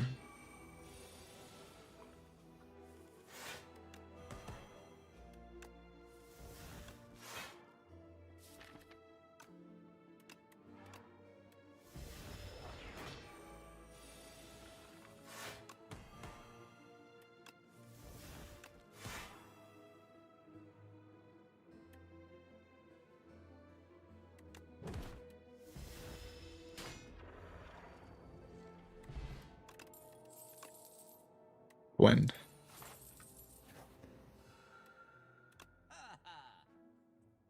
Wind.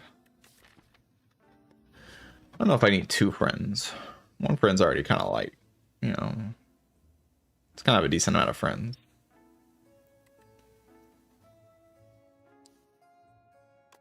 Take a Centennial Puzzle.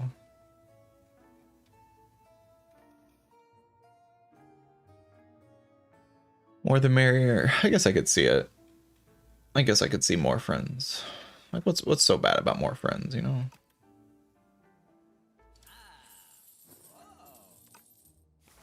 Puzzle's probably just better though. I don't really know what puzzle does, but it's probably just better. The Clamp. That's a pretty good relic. You can fight 2 elites like this.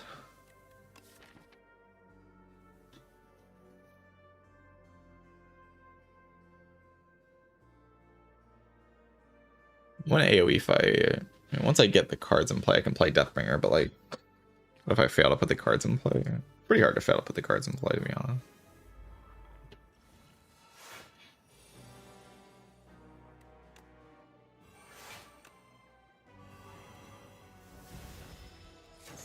No Slide of Flash, but it's pretty chill.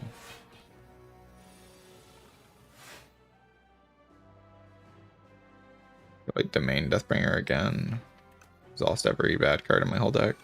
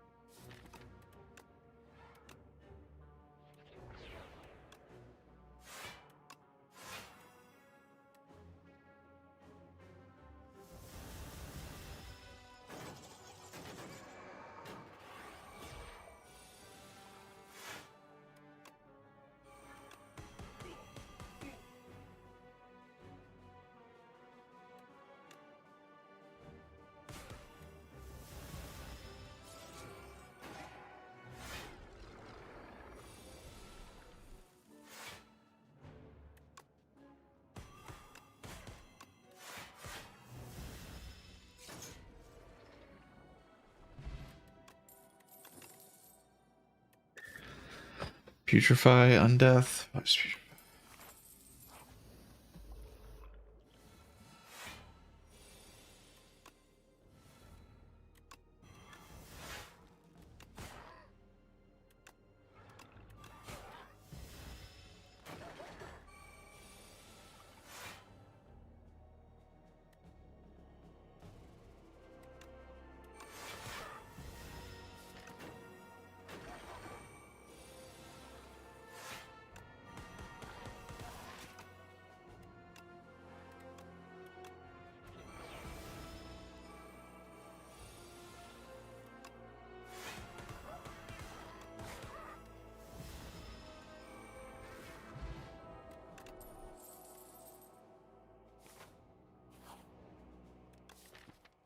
Can upgrade Putrefy or Debilitate, but Debilitate.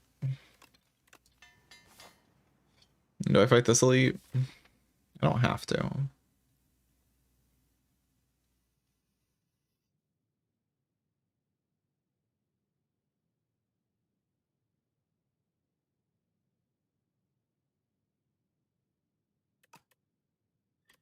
Like kind of okay at both of the elites. Like this guy I'm definitely not that great at. Top deck Brightest Flame, I'm kind of good at the fight, I guess.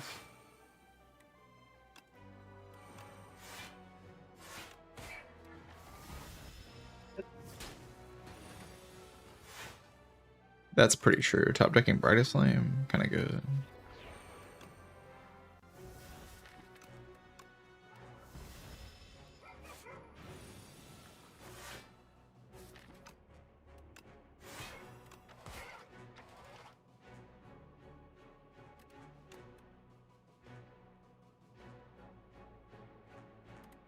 I like this thing exhaust or something.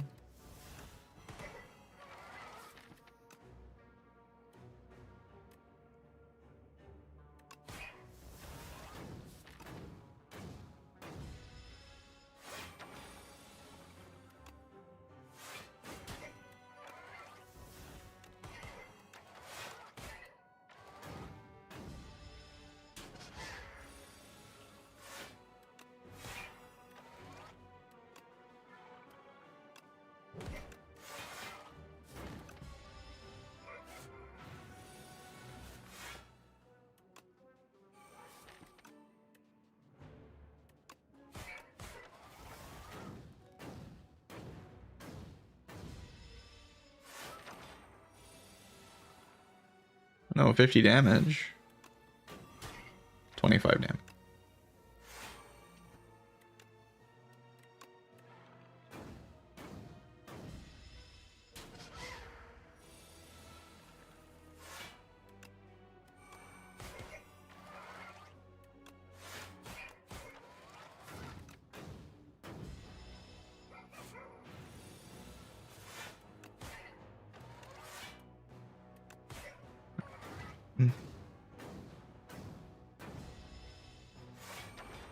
Goodbye, dude.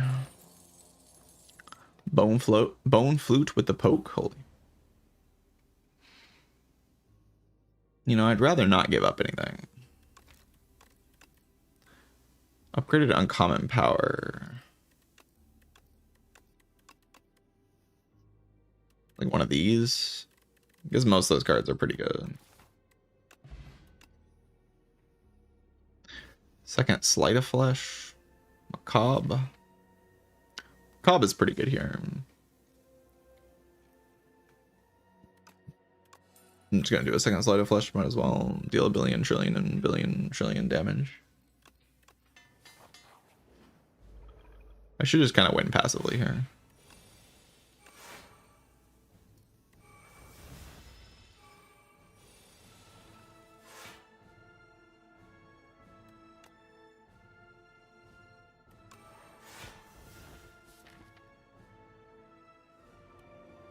Get rid of like a bad card. There's probably a bad card somewhere in here, right? Maybe like this guy.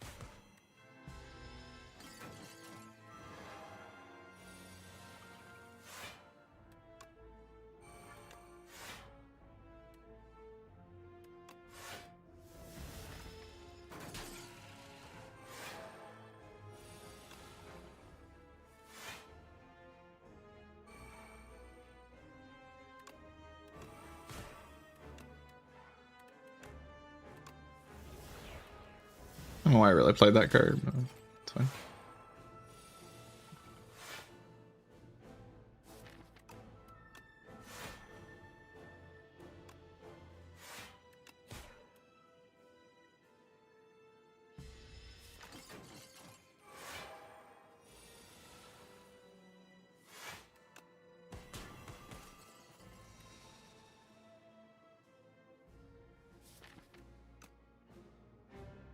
I mean, I'd like to play that card again. I can do that. Oh wait, no, I can't. That's fine. Flips. Maybe I should have played Unleash there. I don't know.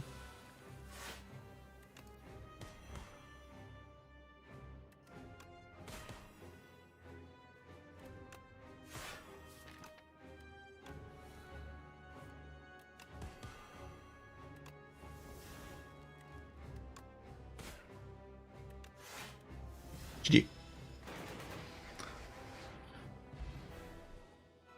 The Crimson Blair. Thank you for the rate. I appreciate that.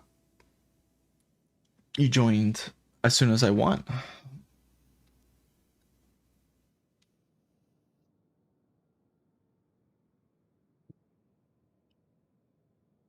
I won with the most Necrobinder deck of all time, you know. I didn't want to click Brightest Flame. Don't look at this. Don't look at this. I hadn't clicked this in such a long time, but I got offered like 2 complete garbages next to it. I didn't want to lose. Might have lost if I clicked the other ones. It was terribly boring though. And then I clicked on Psy. It's like, oh my god. What a cringe. Honestly, this is the worst performing Call of the Void I've ever had. Usually this card just pops off for me, but like this run I just never played it. Probably because Pocket Watch is just kind of too good, and I got a domain. I got a domain and a friendship. No real ethereal synergies either. I just had all the debuff synergies. GG.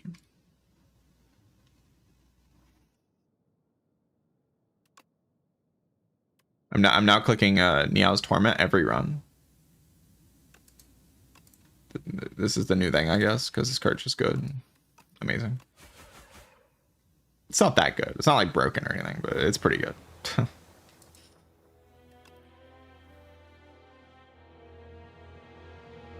It's just kind of like a generically good Nia bonus now instead of being like kind of weird.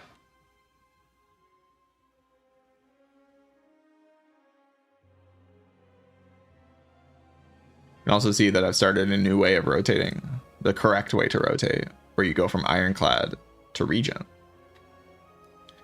Forget the other character. I'm done with that character. Like, actually, though, I'm not going to play Silent anymore. Like, this was so much more fun, just like playing like not playing Silent. Silent kills the vibe so hard. Absolutely miserable character.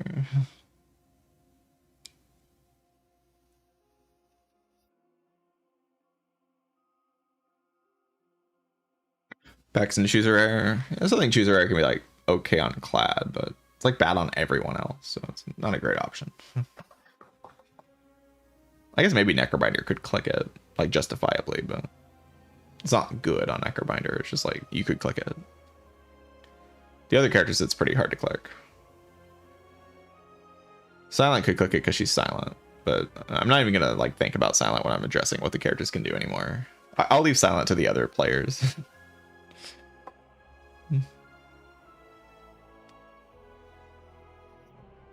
Get a Discord link? No, I don't have a. I mean, I have a Discord, but it's like for friends of the in the Spire community and stuff, where we play games and stuff like that. It's not like a public Discord.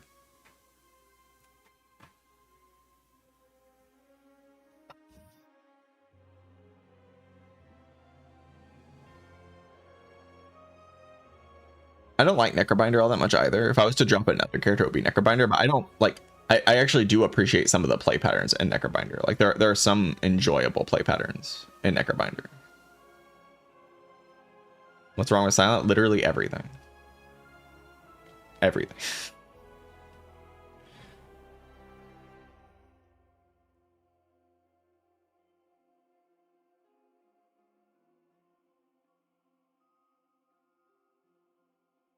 Trust me, everyone who likes Silent right now, they only like her because they don't understand her.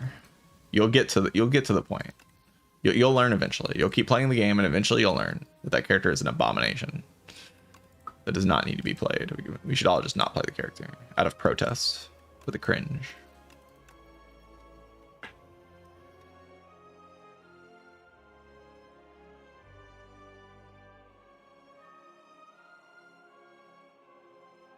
You'll all join my side at some point. I fully expect that at some point, if Silent stays similar to how she is now, like, it will just kind of be pretty normal for people to just play every other character. That's how bad Silent is. Like, Silent's like actually an anomaly of how badly designed she is right now. She's so awful. Yeah, I mean, I believe she'll change. She's really hard to fix though. Like, she is so far gone that it's tough. Like, I do not envy the game designers having to fix that character. Like, oh my god, it's so bad. And like, changes, a lot of the changes you need to make to Silent like influence the other characters too, because she kind of needs enemies that like actually challenge the neutralized dodge and roll deck that beats everything.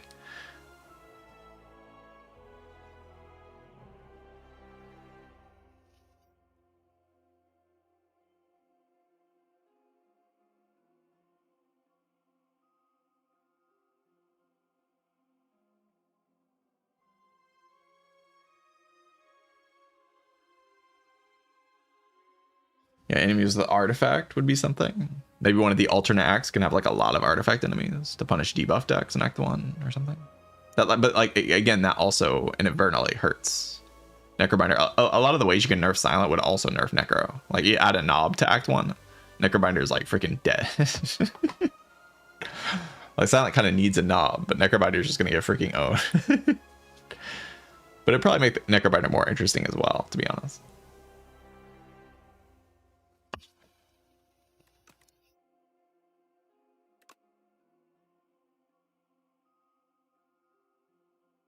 Making enemies scale harder, not necessarily.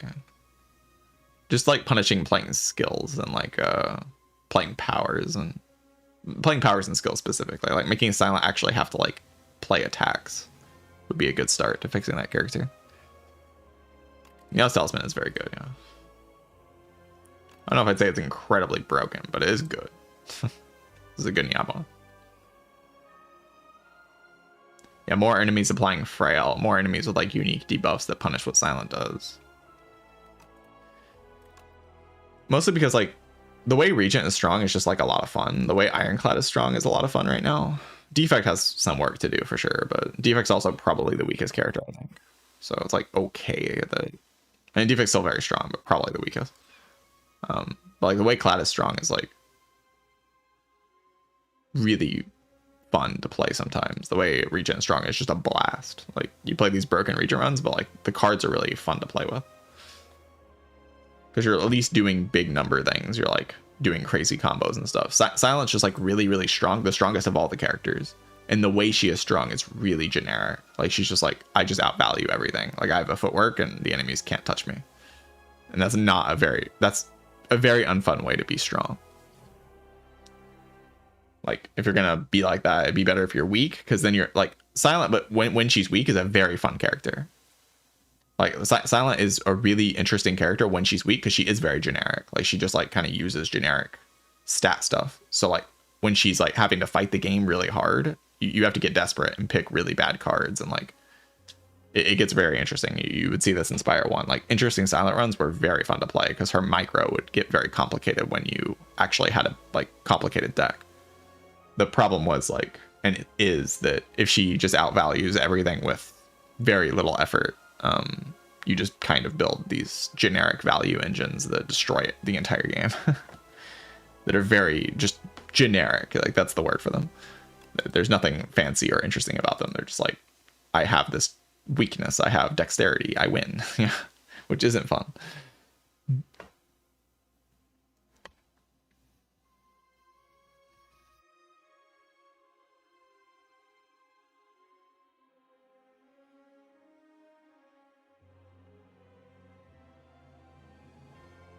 Well said. Unfortunately, I can no longer win if Silent is nerfed, so now I hate the game. You just gotta learn to like losing, you know?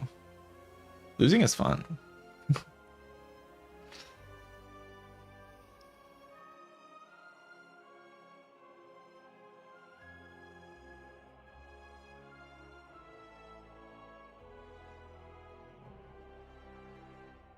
And Silent could be strong. I mean, I think the way Silent is designed kind of as a generic stat character, like she's designed to block with dexterity. She's designed to like do these discard engines and stuff. Like her stuff is very simple. And like the consequence of this is that, and like poison's pretty simple damage output. The consequence of this is that she kind of needs to be weak. Like if she's too strong, it doesn't make the game good, or it doesn't make the game good for her. Like her being strong is a bad thing for like her runs being interesting. And pretty much the only thing you have to solve with Silent right now is just like, how do I deal damage against like 3 specific enemies in the game? And if you solve that problem, you win the run.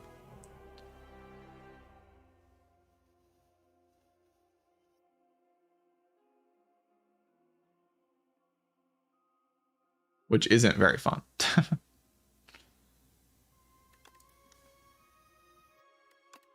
It's not a very enjoyable thing.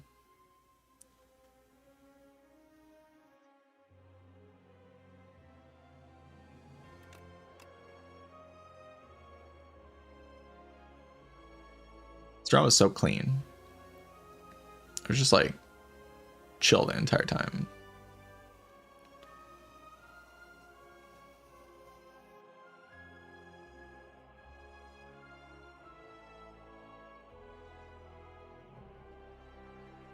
Lose 1 max HP per floor.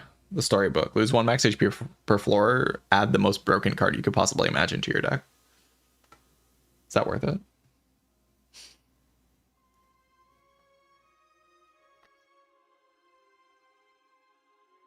Honestly, yeah, I'm kind of like looking forward to the idea of bringing Watcher back into the game, you know? There's a lot of enemies that would like kind of mess with Watcher's way of dealing damage, like the cockroaches. Like this game's more block heavy. And like Watcher's block engines aren't the most convincing outside of like Vigilance being really good and also Mental Fortress's existence. So like Watcher would have been a very interesting character in this game. She doesn't get to burst down enemies as easily as she does in Spire 1. There's a lot of things that counter that way of playing. So she'd have to build her decks in a very different way. Like, Watcher is basically the opposite of Necrobinder, like as a character in a lot of ways. In a lot of ways, she's the opposite of Necrobinder. Necrobinder is like very good in the way that this game functions.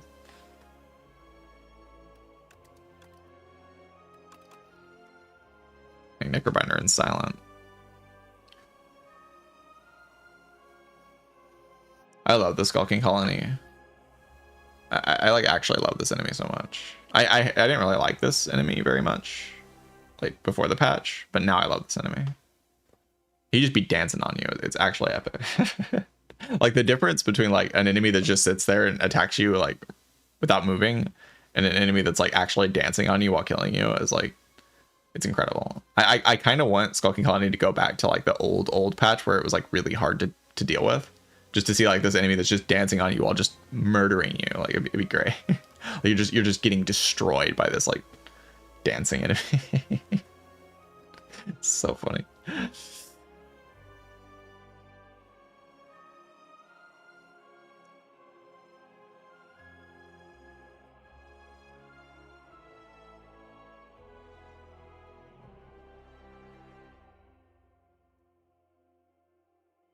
It is just too funny.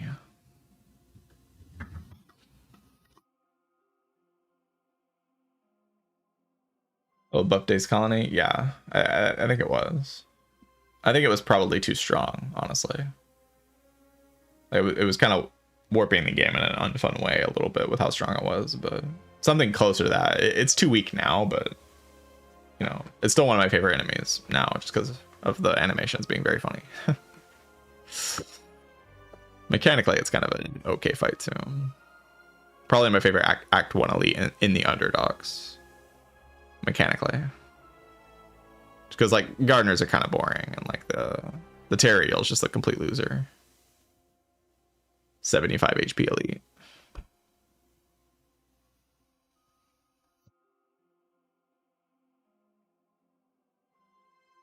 Borth Berdonis. Yeah, it's just like I punch you.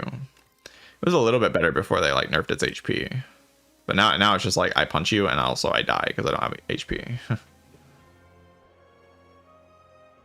yeah. I like fights being more... My mic is peaking a lot actually. Why is my mic peaking?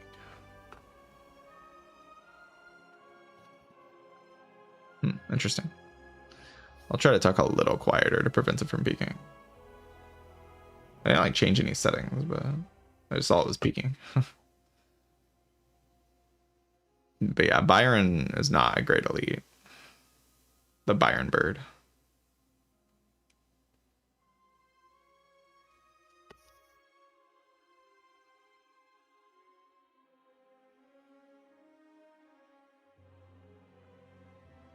An A10 Ironclad cannot beat it because of Door Boss.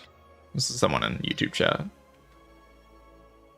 I mean, Ironclad can't block. You can also have like, I mean, Door Boss I honestly find to be like the easiest fight for Ironclad out of all the elites. Or out of all the Act 3 bosses. Because Ironclad has access to Funeral Pain and Dark Embrace. So you have, and you have exhaust energies. So you can like abuse the exhaust part of the thing to get a lot of extra damage and block and stuff. Millipede is probably the hardest enemy in the game. Millipede is probably just the hardest enemy in the game. I don't even think Potato's really harder than Millipede. They're both similar though. You have to respect both of them because they can just kill you if your deck doesn't have an answer. They do get solved by the same thing though, which is AoE damage. So like they're the reasons why AoE damage is so good in this game is because like those two fights are the hardest fights in the game. They both really want you to have AoE damage in the deck.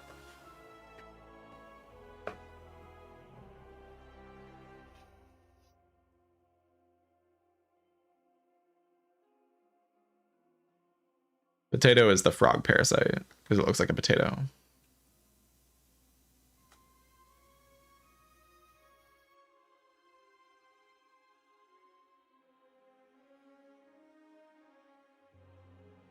Yeah, if you don't have an answer for Potato, the fight can just kill you. Which is pretty cool.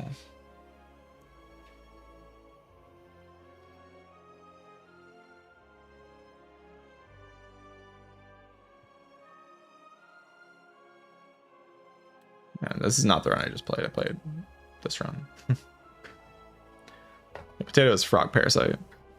Honestly, that is a complaint I have about this game.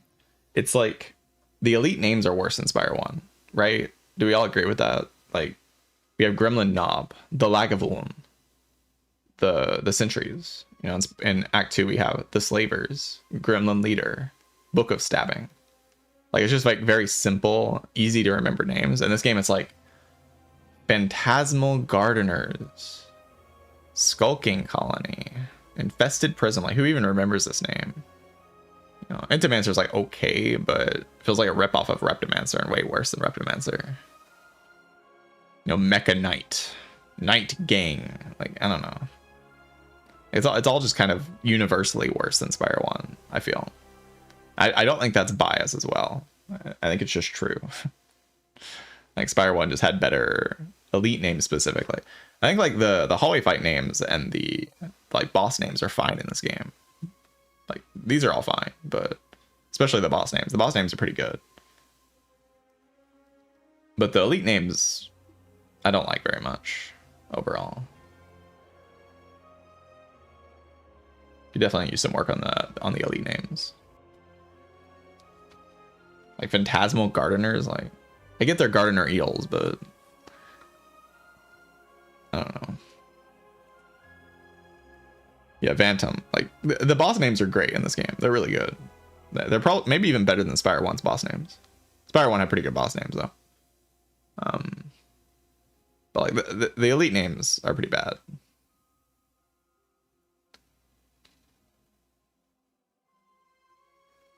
Yeah, it's harder for them to change names now. I just hope the alternate acts in Act 2 and 3 have better elite names. That's what I want. They need to pump out some banger elite names for the alternate Act 2 and 3. There's not like any Gremlin Knob equivalent of like epic elite name that I really like. I need a Gremlin Knob equivalent. And also like scrap the Infested Prism name. This name is maybe the worst name in the game. Like very generic, not memorable at all. There's also like the eyeball guy. I don't even know what it's called. I don't remember. Soul Nexus. Oh my god, terrible. I just call him the guy who hits you. Like this is just the guy who hits you, or the loser. Yeah, like come on, we got to get a better name. We got to lock in and get a better elite than this. This is bad.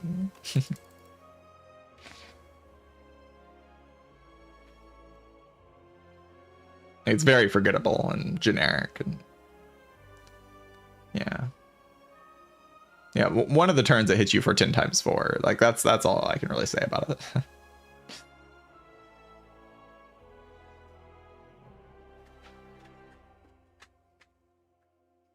Decimillipede is fine. It's not good though. Like compared to any of the Spire 1 Act 2 elite names like Slavers, Book of Stabbing, and Gremlin Leader, those are all better than Decimillipede, but Decimillipede is like okay.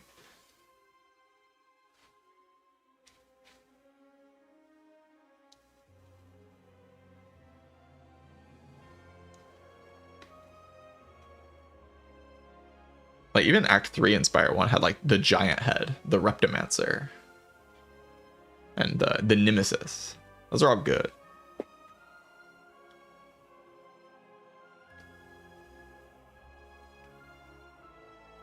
Slaver's name, you mean Taskmaster? I think there is some, I mean obviously it's like the 2 slavers, right? But I don't know, I feel like there is some reason in the game that you call them the slavers, but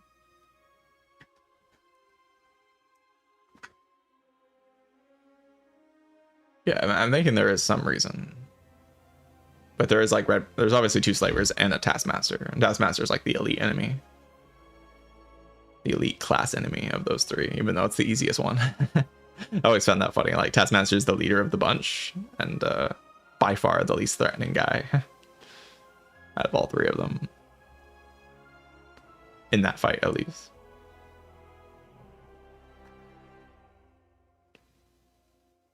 God, Slavers are such a game-defining fight in Spire 1. Like, thinking back on it, like, that fight actually influenced so much of what you thought about in that game. Because they just freaking kill you. they just do not hold back. They just kill you.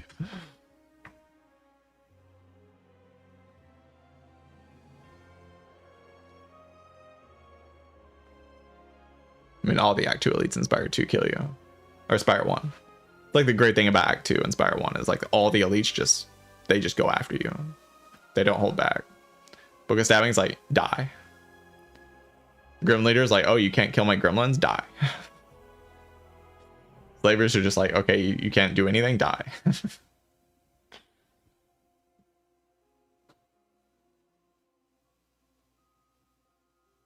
This game, you know, like they're just like, you know, it's okay. Like Infested Prism, how does this guy actually kill you? Like, unless you're at like 5 HP or something going into the fight. Like, how do you die here? Like, really?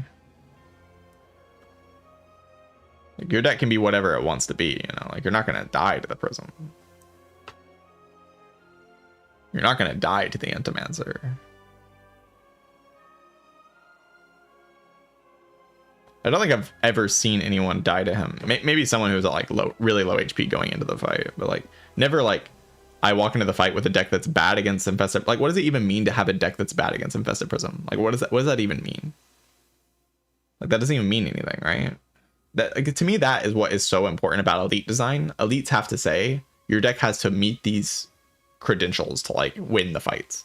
Like, if you walk into an elite fight and your deck doesn't do this thing and you roll this elite, you just die. So like you have to like solve this really complicated problem. But, like with elites like Infested Prism, you just have like you walk into this elite with good dot deck, and it doesn't really matter what your deck does. Like sure, you can get a slight benefit for playing attacks on specific turns, but like it's not, the fight doesn't really benefit anything. It's just like a stat check. And stat checks, I don't like make very good elites, like in general, because you just kind of trade against them with like your good dot deck, and then like you're fine.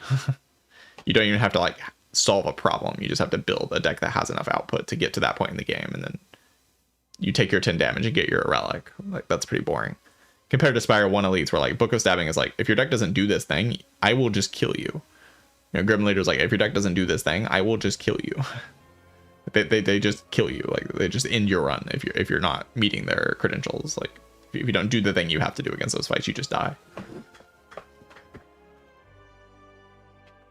And this game could definitely use more of that. Like every act kind of has its like generic stat check enemy. Yeah, like Act 1 has the Byron, Act 2 has Infested Prism, Act 3 has the Soul Nexus. And they all just kind of say like, are you doing enough to be alive in Act 3? And if you are, then okay, I'll do like 5 or 10 damage to you and you'll get your relic, which is really boring. Like that to me is like what makes a elite badly designed. It's just like, if it's not asking me to do anything in the deck building part of the game.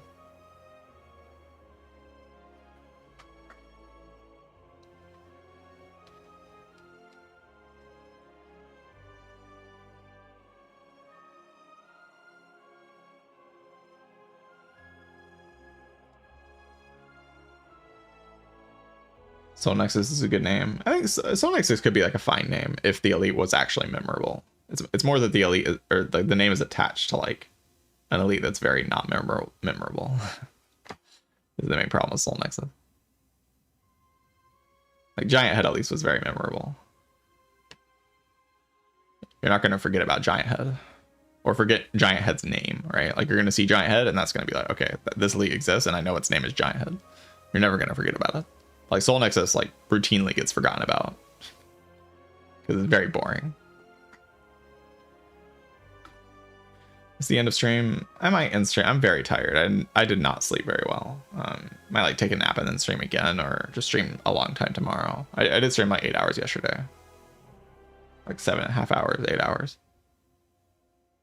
I think. Today's an important day in my Slay the Spire 2 journey, though, because I've decided finally to stop playing silent. I think it's a good decision. Like I just feel better already. Like the vibes are so much better. Everything feels better because I decided to not play silent anymore.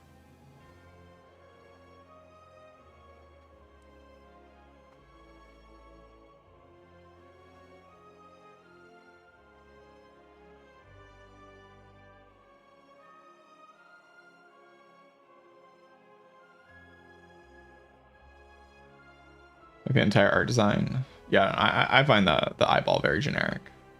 And I feel like there's definitely a lot of evidence that the eyeball is generic in most people's eyes, because I don't think there's an elite that's forgotten about more than Soul Nexus.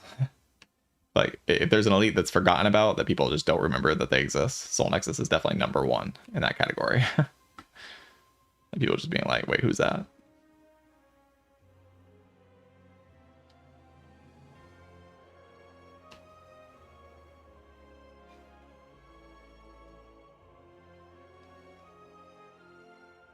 Quick silent run. Yeah, I don't think so. I'm very sleepy. Probably should take it easy. Don't push myself too hard. But I'll be back maybe later today if I take a nap and I feel good. I might stream again, but likely tomorrow. We'll do a long stream, like a long Sunday stream. We always do the long Sunday streams. It's kind of my normal thing, is I wait till Sunday to do like a really long stream. I hope you all enjoyed the runs. I actually picked strong things in these runs. Like I just clicked on strong things instead of not clicking on strong things. And turns out when you click on strong things, you win.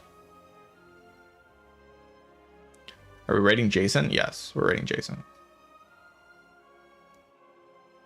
Obviously. You can tell by the person I'm rating that I'm rating Jason. Jason even live? Kind of early for Jason to be live. Jason's live, he like just woke up. Bro is like just waking up. Coaching PCL, he's probably tired as hell. This is like his normal I go to sleep time. Like bro's been staying up till 9 in the morning every day for like a while. So like this means he's like 3 hours past the time he's normally going to sleep. He's probably miserable. All right, I'll see y'all later. Thank you all for watching. GG's and goodbye.